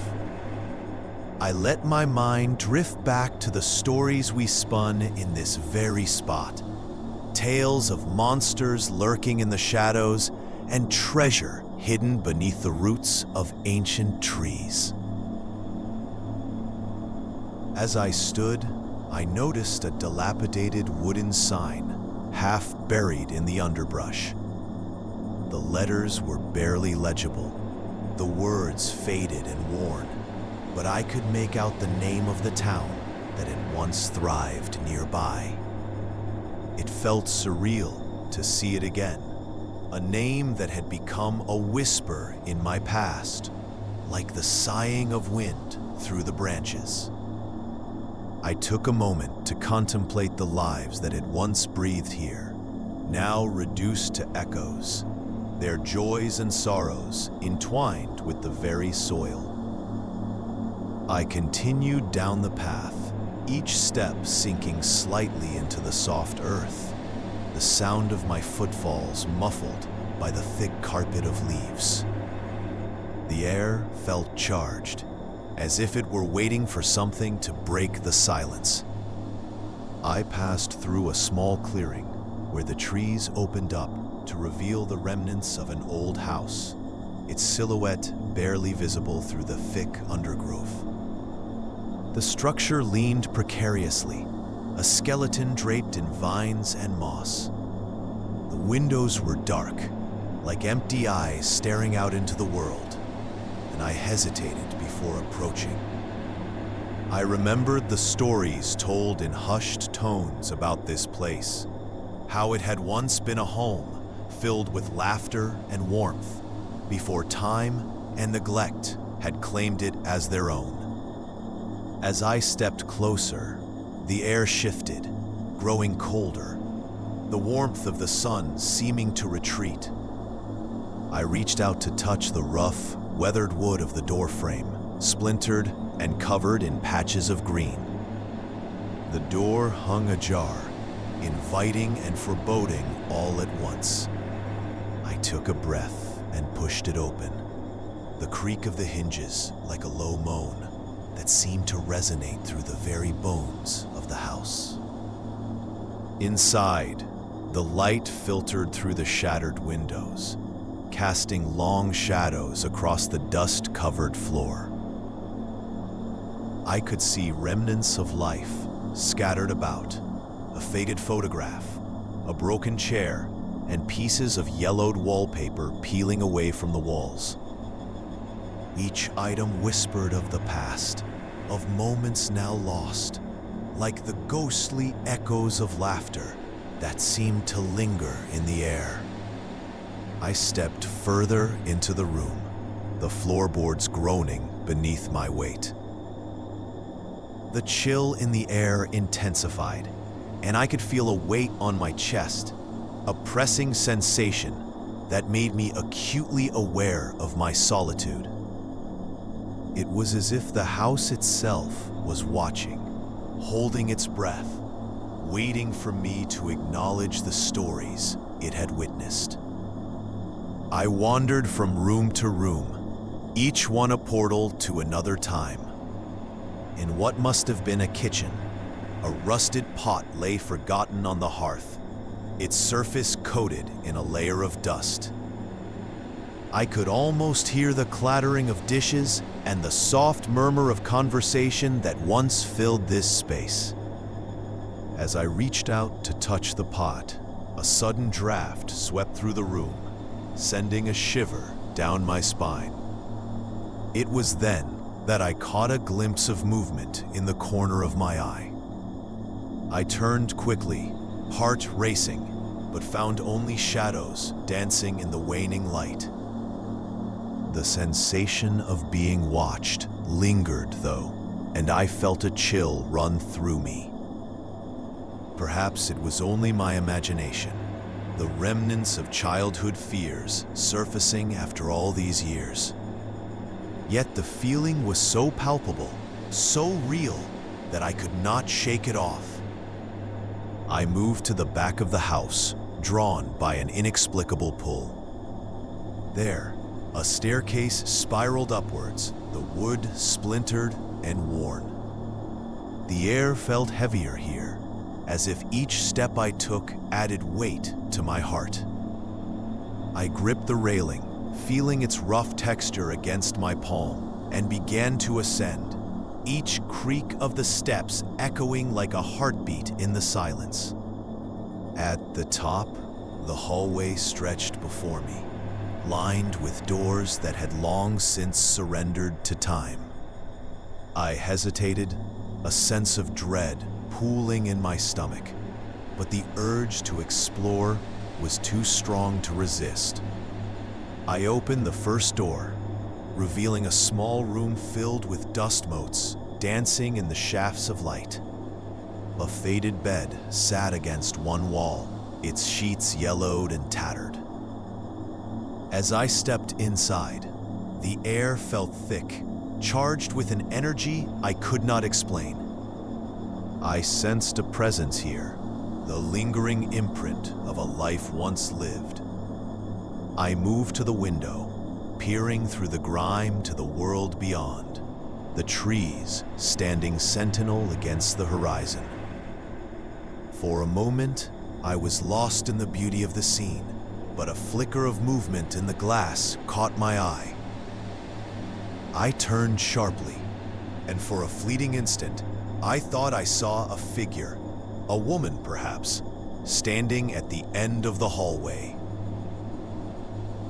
Her outline was hazy, like smoke curling in the air, and just as quickly as I spotted her, she vanished, leaving behind only a chill that settled deep in my bones. I stumbled back, breath quickening, heart pounding in my ears. The house felt alive now, the walls closing in, as if it were trying to claim me. I retreated to the staircase, the weight of the memories pressing down on me with every step.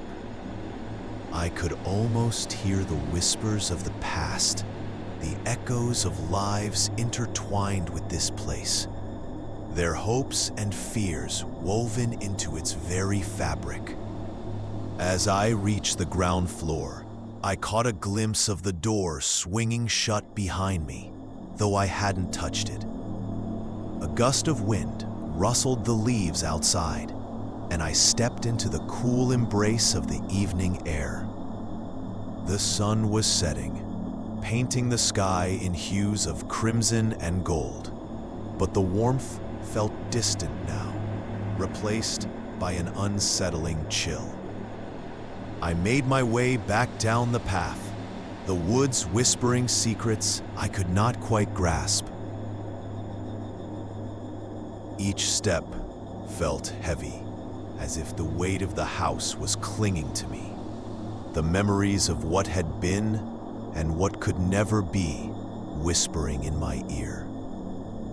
I glanced back at the silhouette of the house, now a shadow against the darkening sky, and I felt a strange sense of longing, an ache for something I could not name. In the fading light, I turned away from the whispers of the old road, carrying with me the echoes of lives once lived, forever intertwined with the shadows of the past. The path behind me lay silent, yet I knew it would always call, a haunting reminder of what lies forgotten in the heart of the last curiosities. I remember the day I wandered into the antique shop, its worn wooden sign creaking softly in the wind, the paint peeling like old skin. The afternoon sun hung low, casting long shadows that danced across the cracked pavement, inviting me to step inside. The air was thick with the scent of aged wood and a hint of dust, a comforting embrace that wrapped around me as I crossed the threshold. Inside, the dim light filtered through grimy windows, illuminating the treasures hidden within. Each item held a story, or perhaps a secret. A faded armchair sat in one corner, its fabric frayed and patched, like a comforting old friend who had seen too many winters. I felt drawn to it, but I kept my distance, unsure if it would welcome me or swallow me whole.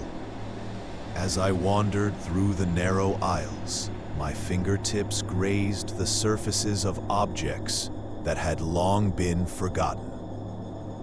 A tarnished silver locket caught my eye, its intricate engravings swirling like fog in the morning light. I lifted it delicately, feeling the cool metal against my skin, and imagined the stories it could tell.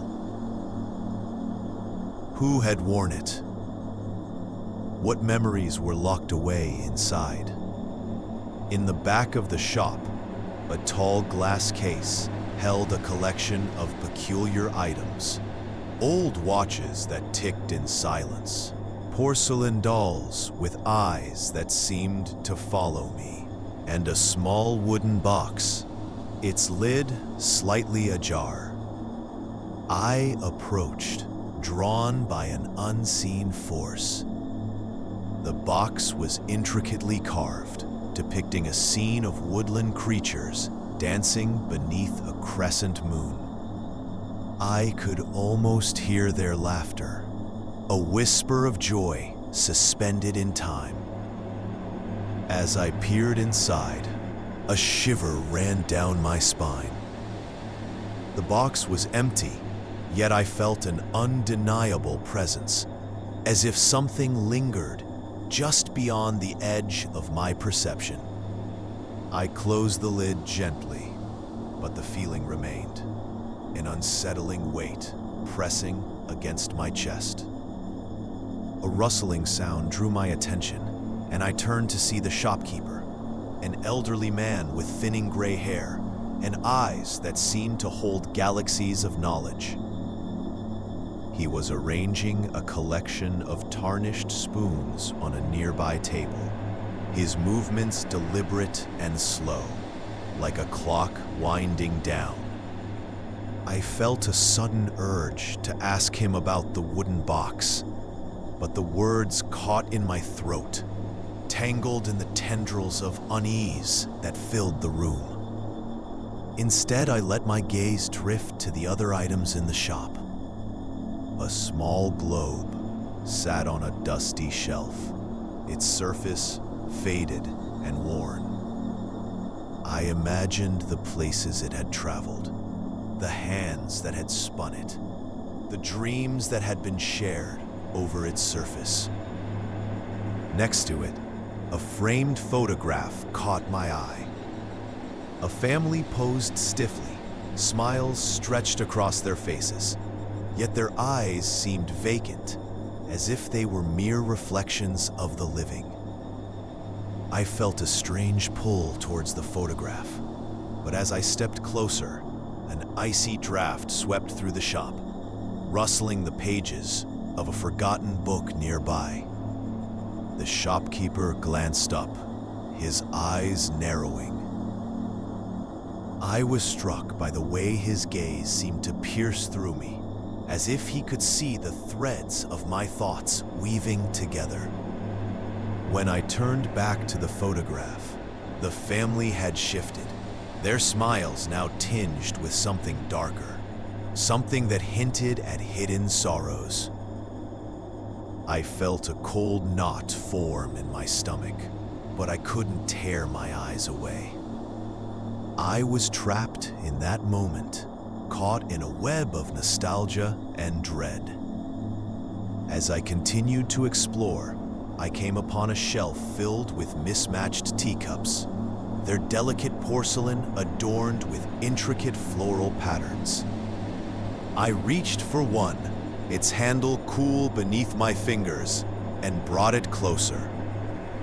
In that instant, the shop faded away, and I was a child again, sitting at my grandmother's kitchen table, the smell of freshly baked cookies wafting through the air. I could almost hear her laughter, a sweet melody that filled the room with warmth. But then the memory twisted, the laughter turning hollow, echoing in a vast emptiness. I set the cup down abruptly, the clatter startling me. The shopkeeper was watching, his expression inscrutable. I felt a prick of embarrassment, as if I had stumbled into something sacred and violated it. I glanced away, searching for a distraction. My eyes landed on an old typewriter, its keys worn smooth by countless letters pressed into paper.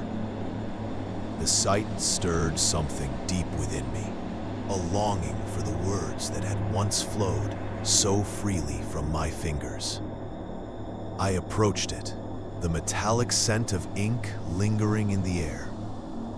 I imagined the stories that had been birthed from its keys, the dreams that had taken shape in the silence of night. In that moment, I was back in my childhood bedroom, scribbling tales of adventure beneath the covers, the world outside fading into a soft blur. But as I reached for the typewriter, a voice whispered through my mind, a warning I couldn't quite grasp. I hesitated, fingers hovering above the keys, and then stepped back, the feeling of unease tightening around me. The shopkeeper moved closer, his presence looming like a shadow. I could feel the weight of his gaze, heavy and discerning. I turned to leave, but something caught my eye. A small pawn window, tucked away in a corner, almost hidden from view. It was dimly lit, the glass fogged with age, and I felt an inexplicable compulsion to peer inside. As I leaned closer, the glass distorted my reflection, warping my features into something unrecognizable. In the far corner of the window, an old pocket watch lay nestled among the trinkets, its surface glinting faintly in the low light. I felt an ache in my chest, a yearning that tugged at the edges of my consciousness. I could almost hear the ticking, a steady rhythm that seemed to echo the heartbeat of time itself. Suddenly, a memory flickered to life, a fleeting moment from my childhood. I was sitting on the floor of my grandmother's living room, the air thick with the scent of lavender. She had held a similar watch in her hand, its face adorned with delicate etchings. She had smiled, her voice soft and soothing, as she explained the importance of time, how it slipped through our fingers like grains of sand. I could feel her warmth, the love radiating from her presence. But then, just as quickly, the memory twisted. I saw her frail figure, the shadows beneath her eyes, the way she had faded into the silence. I recoiled, the realization hitting me like a cold wave. The watch, once a symbol of connection, now felt like a tether to something lost. The shopkeeper's gaze bore into me, and I turned away, stepping back from the window. The unease coiled tighter around me, suffocating, and I felt the urge to escape, to leave behind the whispers of the past that clung to the air like cobwebs. I moved toward the exit, the bell above the door chiming softly, a gentle farewell. As I stepped outside, the afternoon sun bathed me in warmth, but the chill remained within, a whisper of the shop's secrets echoing in my mind. I took a deep breath, the air fresh and clean, but I couldn't shake the sensation that I had left something behind. The items in that shop, the stories they held, the memories intertwined with sorrow, perhaps they were never meant to be freed. I walked away slowly, my heart heavy, as shadows stretched longer across the pavement. Behind me, the shop loomed, its windows darkening like the depth of night, the treasures within waiting patiently for the next curious soul to wander in, unaware of the weight. Freedom. In the heart of a rural town, surrounded by rolling hills and fields that stretched to the horizon, stood an old clinic. It was a place where whispers lingered like shadows, curling around the peeling paint and rusted metal fixtures. As a child, I often accompanied my mother there, the fluorescent lights flickering overhead, casting an eerie glow on the cracked linoleum floors. The smell of antiseptic was thick, mingling with the faint scent of something sweet yet rotting, like fruit left to decay in the summer sun. I remember the waiting room. A small, cramped space filled with mismatched chairs and an old fish tank that housed a solitary goldfish, its movements slow and graceful. Oblivious to the tension in the air, my mother would sit, her fingers tapping nervously against the armrest, her eyes darting to the clock on the wall. Time felt suspended there, each tick a reminder of the vulnerability that came with sickness. Children often played in the corner, their laughter a thin veil over the pervasive discomfort that clung to the room. Years later, I found myself returning to that clinic, a gnawing sensation in my stomach pushing me through its doors once more. I had moved away, seeking the anonymity of a bustling city, but now the pull of the familiar was irresistible. The same fluorescent lights flickered above me, a steady hum accompanying my footsteps as I walked down the narrow hallway. I could feel the weight of history pressing down, as if the walls themselves were watching, waiting for something to unfold. The receptionist sat behind a desk that looked as if it hadn't changed since my childhood. Her hair was a graying halo around her head, and her eyes bore the same distant expression I remembered. She greeted me with a nod, the corners of her mouth barely lifting. I filled out the paperwork, the pen scratching against the page, each stroke echoing in the stillness. Outside, the wind whispered through the trees, a soft and mournful sound that seemed to seep through the cracks in the building, filling the air with an unshakable sense of foreboding. As I waited, I caught sight of a photograph hanging crookedly on the wall. A group of smiling nurses from decades past, their crisp uniforms contrasting sharply with the dust that had settled over the frame. Their faces were frozen in time, yet there was something unsettling about their smiles. They seemed to gaze beyond the camera, as if they were privy to secrets that had long been forgotten. I felt an urge to look away, but my eyes lingered, drawn to the way their expressions blurred the line between joy and something darker. When my name was finally called, I walked down the hallway, the sterile scent of disinfectant growing stronger. The nurse who greeted me was unfamiliar, but her touch was gentle as she led me to the examination room. The walls were painted a pale blue, but the color felt muted, drained of life. I settled onto the examination table, the paper crinkling beneath me. The nurse spoke softly, her voice a lullaby laced with an undercurrent of something I couldn't quite place. Was it concern or pity? As she took my vitals, I caught a glimpse of the old chart on the wall, a faded record of someone else's history. The name was barely legible, a series of letters faded into obscurity. I imagined the life that had once filled those pages, the hopes and dreams now trapped in a repository of forgotten stories. I felt a sudden chill, the air thickening around me, as if the room was closing in.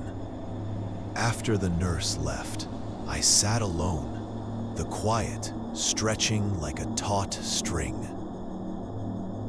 I could hear the distant hum of machinery, a rhythmic pulse that felt almost alive.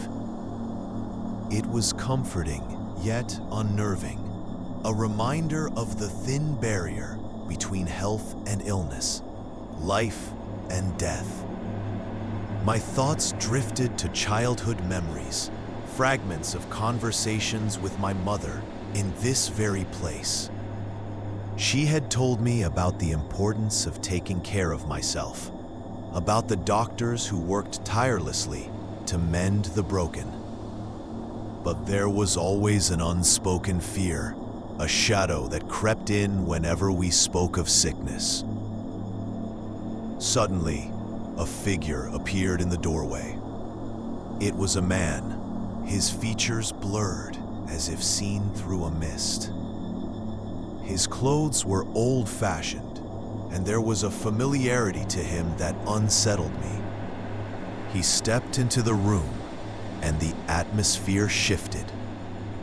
The air grew heavier, thick with an inexplicable weight.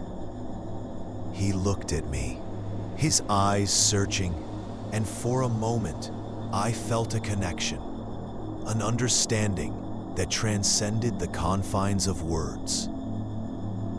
He spoke to me without sound, his lips moving in slow, deliberate motions, and I realized with a jolt that I was responding, my thoughts weaving into the fabric of his silent communication.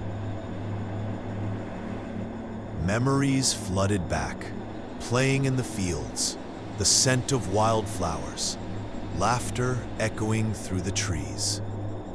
But there was something else beneath those memories, a darker current running through them, a sense of loss and longing. As he stepped closer, I could see the details of his face more clearly. His skin was pale, almost translucent, and there was an unsettling calmness to him. He reached out a hand, and instinctively I recoiled. The room felt colder, the shadows creeping closer, as if they were drawn to him. I was struck by the realization that he was not just a figment of my imagination. He was a remnant of a life that had once been, tethered to this place, unable to break free. In that moment, I understood the truth that lingered within the walls of the clinic. It was a sanctuary for those seeking healing, but it was also a graveyard of stories left untold. The laughter of children, the whispers of mothers, the hopes of fathers, all woven into the very fabric of the building. The man before me was a testament to that, a reminder of the fragility of existence. With a sudden rush of clarity, I understood what he wanted. He sought release, a final farewell that had eluded him. My heart raced as I grappled with the weight of his presence, the unspoken plea that hung in the air. I wanted to help him, to offer the freedom he so desperately sought, but how could I? I was just a visitor in this place, a passing shadow. As if sensing my thoughts, he stepped back, his expression shifting to one of acceptance. There was a softness in his gaze, a quiet understanding that resonated between us. In that moment, I felt a profound sense of loss, not just for him, but for all the stories that had been forgotten in the rush of life. The weight of the clinic pressed down on me, a reminder of the delicate balance between hope and despair. When the nurse returned, the man faded into the background, his presence lingering like a whisper on the wind.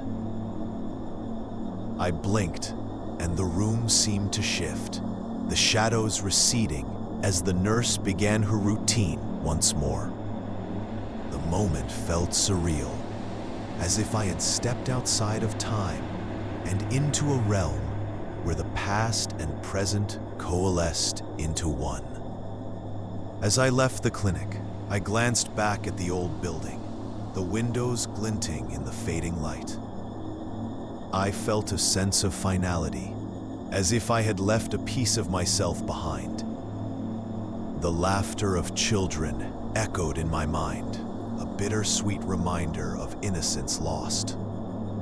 The clinic, with its peeling walls and flickering lights, would continue to stand, a sentinel of stories waiting to be told, echoing with the whispered memories of those who had come before.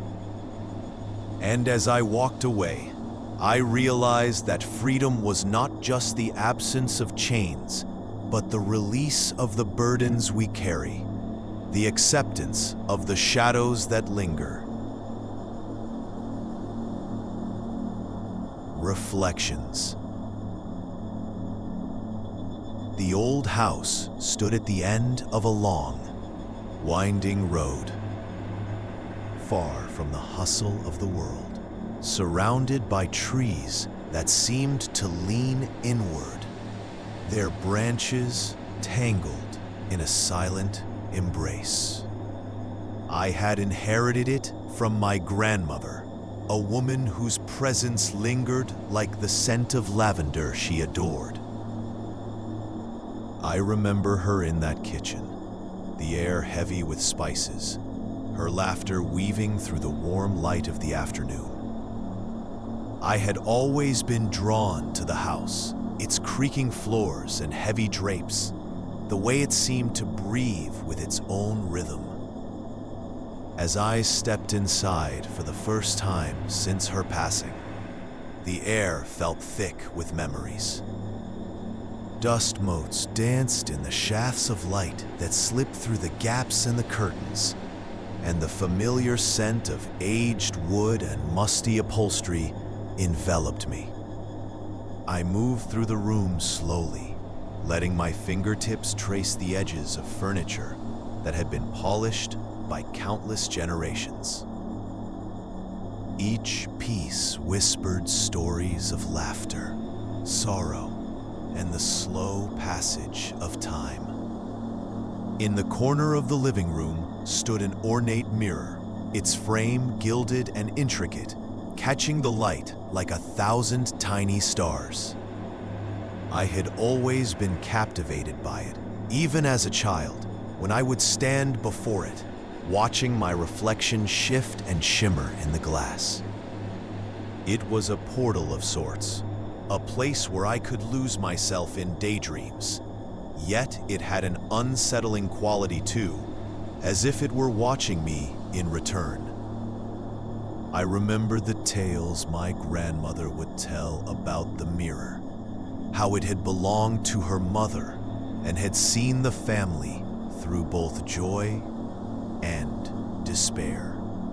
After settling in, I found myself drawn to it again. The surface glinted as I approached, and I caught a glimpse of myself, though the image felt slightly off, as if the reflection was a second behind. I leaned closer, my breath fogging the glass momentarily. The edges of my form blurred, and for a heartbeat, I felt as if the mirror was not merely reflecting my image, but showing me something deeper, something hidden just beneath the surface. That night, I settled into bed, the weight of the day pressing down like the blankets around me. Shadows crept along the walls, twisting and curling in the dim light. I could hear the house breathing, the soft creaks and groans of wood settling. As sleep wrapped its arms around me, I was pulled into a dream that felt more like a memory than an illusion. I stood in the living room again, but the light was different, soft and golden, like the sun at dawn.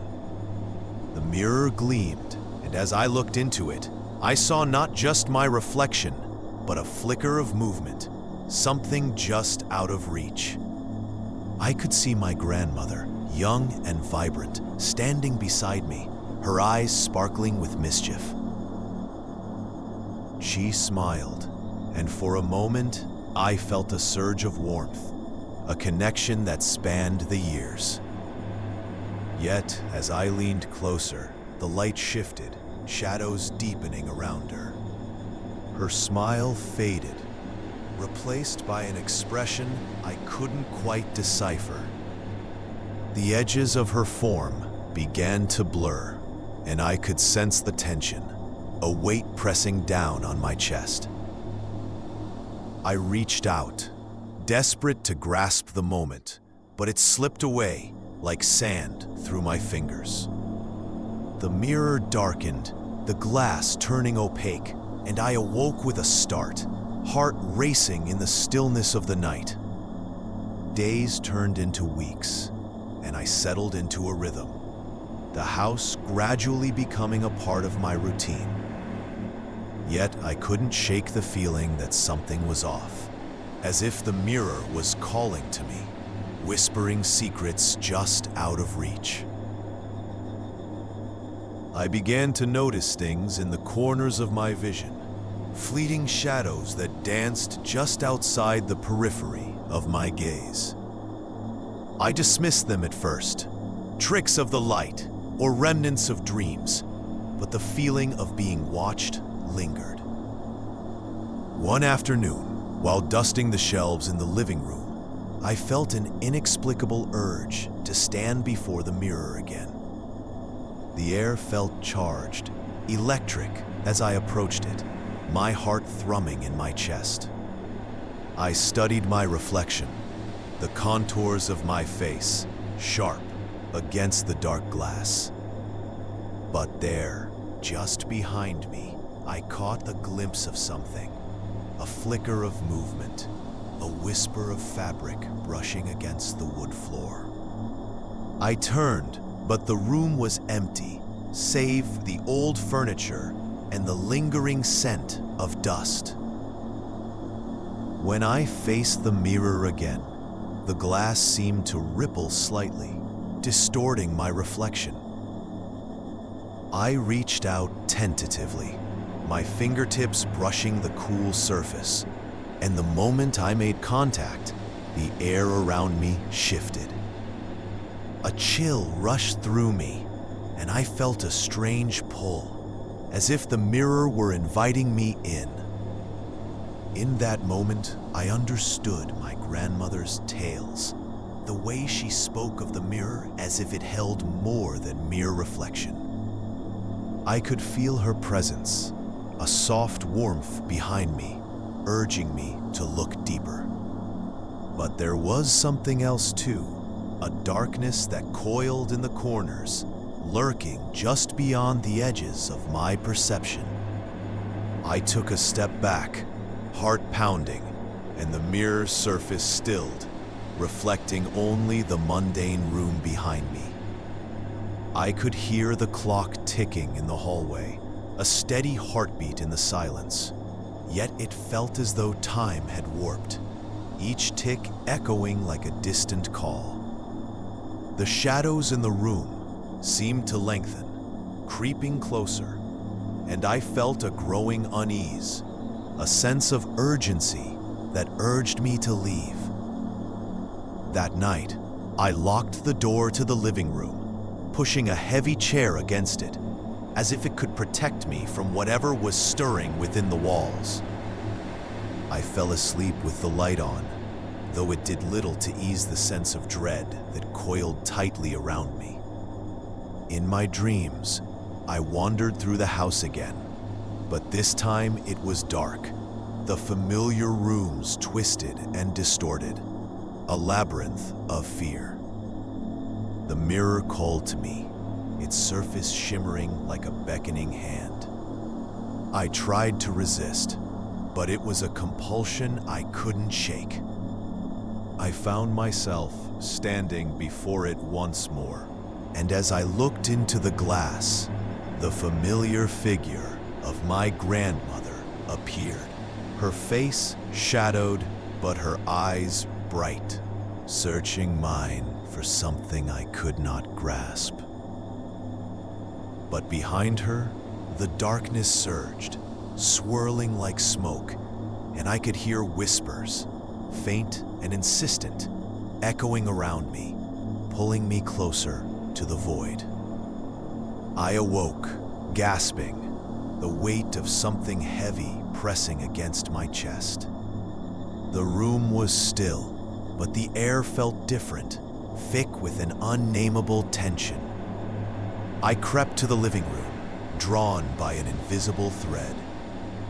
The mirror loomed before me, and in its depths, I saw not my reflection, but a distorted visage, a face that twisted and writhed as though trapped within. I recoiled, heart racing, but the surface shimmered once more, and I felt an overwhelming urge to reach out. My fingers grazed the glass, and in that moment, the world around me shifted.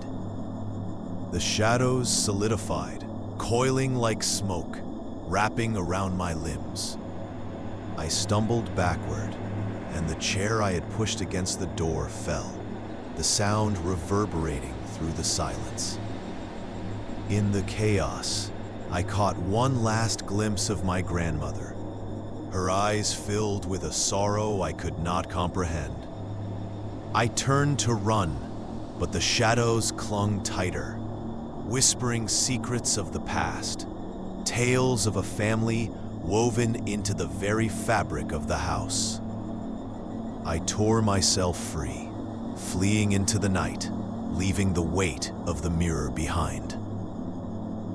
Days turned into weeks, and though I returned to...